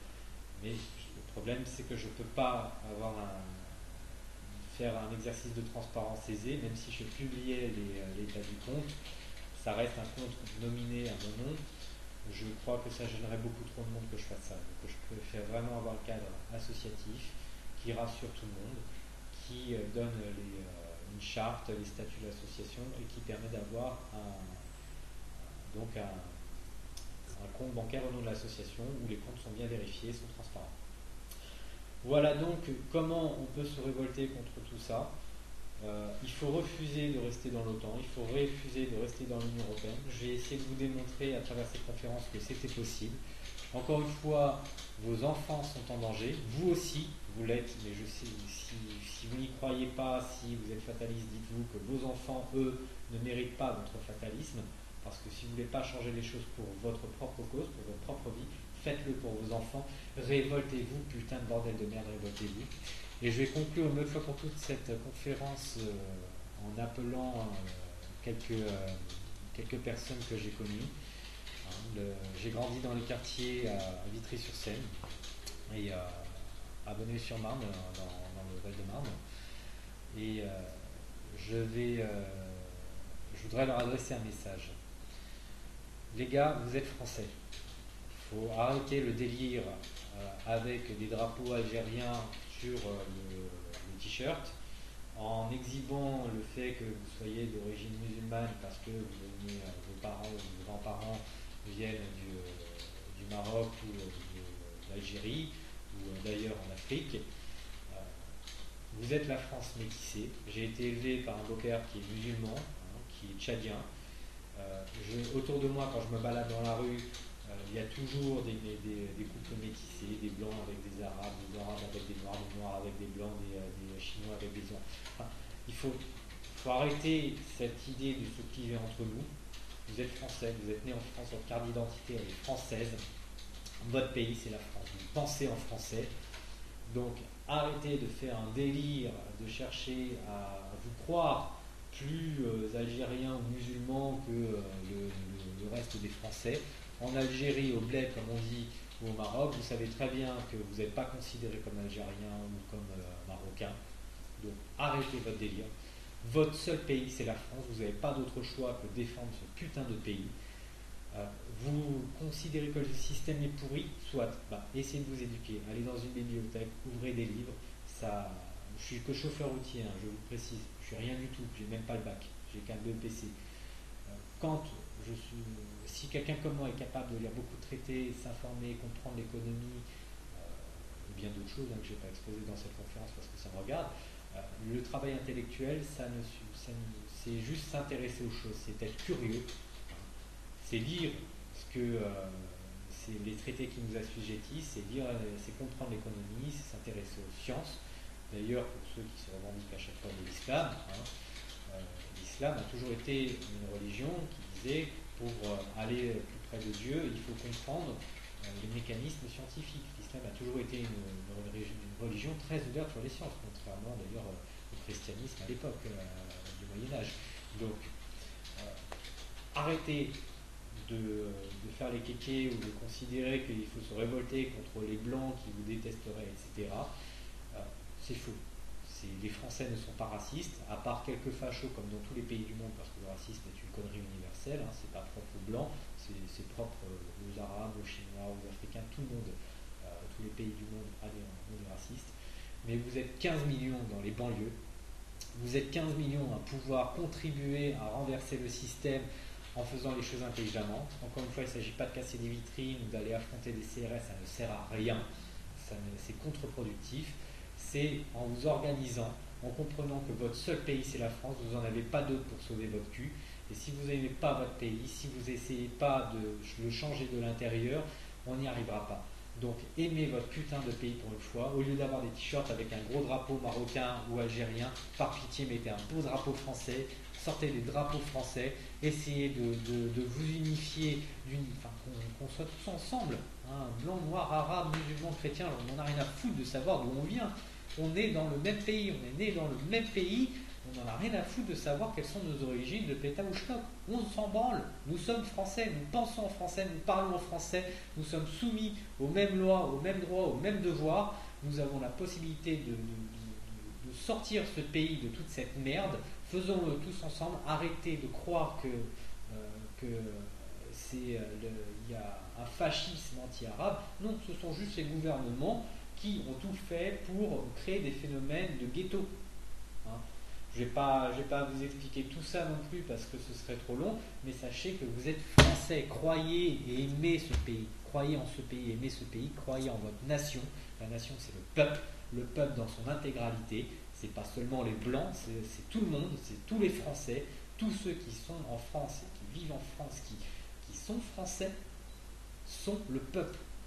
Il n'y a pas un peuple mieux que l'autre, il n'y a pas une partie du peuple qui est plus légitime, plus française que l'autre.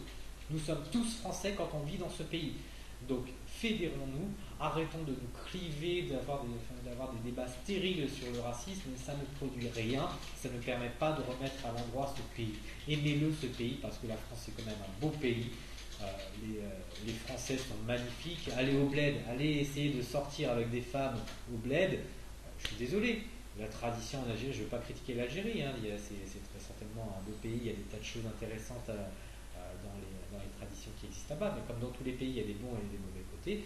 Je suis désolé, une femme algérienne, si elle était aussi libérée qu'en France, elle serait considérée comme une pute. De fait, les femmes en Algérie sont difficilement accessibles pour les mecs, parce que soit ils se marient avec elles parce qu'il y a des arrangements où on leur impose un petit peu le truc, soit ce sont des putes, donc de toute façon, elles préfèrent elles-mêmes se cacher et éviter de passer pour des putes.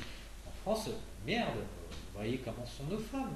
Elles sont beaucoup plus tranquilles, beaucoup plus libérées. Si vous les respectez, que vous les aimez, que vous prenez soin d'elles, tout est ouvert. Nous sommes un pays magnifique, libertaire, où on aime fumer notre pétard, boire notre coup, faire la fête, être tous ensemble. C'est ça la beauté du peuple français. C'est pour ça qu'il faut l'aimer ce peuple, parce que vous en faites partie, et que finalement la France, à travers son peuple, est un magnifique pays. C'est juste les salopards qui nous gouvernent qui sont des enculés et des traîtres. Voilà, je parle avec nos mots à nous, ceux de la banlieue. Alors, j'ai plus l'accent parce que je perdu depuis de nombreuses années. Mais voilà, je fais partie de tout ça. J'ai grandi là-dedans, je sais ce que c'est, je comprends toute la merde qui existe, mais je sais aussi comment on peut en sortir. Donc, arrêtons de nous cliver. Nous sommes une force, on peut les contraindre, on peut les fumer, mais avec intelligence. Voilà, j'arrête ici la conférence. Je vous remercie de m'avoir suivi. J'espère avoir été à peu près assez clair. Et encore une fois, si vous ne voulez pas vous révolter pour vous-même, révoltez-vous pour vos enfants. Ils sont en danger de mort, je le répéterai jamais assez. Il y a plein de dissidents. Je vais quand même donner 2-3 mouvements politiques qui existent, qui sont très centristes et qui parlent de sortir de l'Union européenne. Nous avons Debout la République de Dupont-Aignan, nous avons le MPEP, le Mouvement populaire d'éducation populaire de Jacques Nikonov, et nous avons l'Union populaire républicaine, l'UPR, de François Asselineau.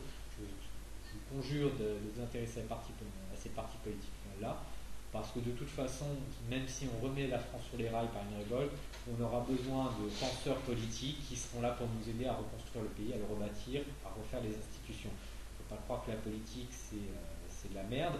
C'est juste que la gauche, la droite, c'est de la merde. Le fait, tel qu'elle existe actuellement, mais la souveraineté nationale et les politiques qui ne vous prennent pas pour des cons et qui vous disent des vérités, eux sont juste des gens qui sont là pour vous aider. Ils ne sont pas là pour vous pourrir ou vous trahir, ils sont là pour vous aider. Il y a 3 partis politiques sur lesquels on peut vraiment avoir une confiance totale, selon moi. C'est l'UPR, Debout la République et le MPEP.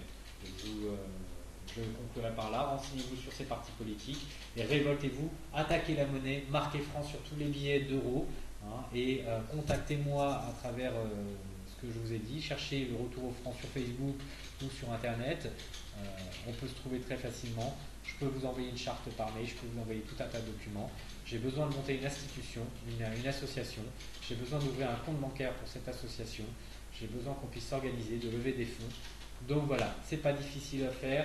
Je vous remercie à tous et bonne révolte à tous.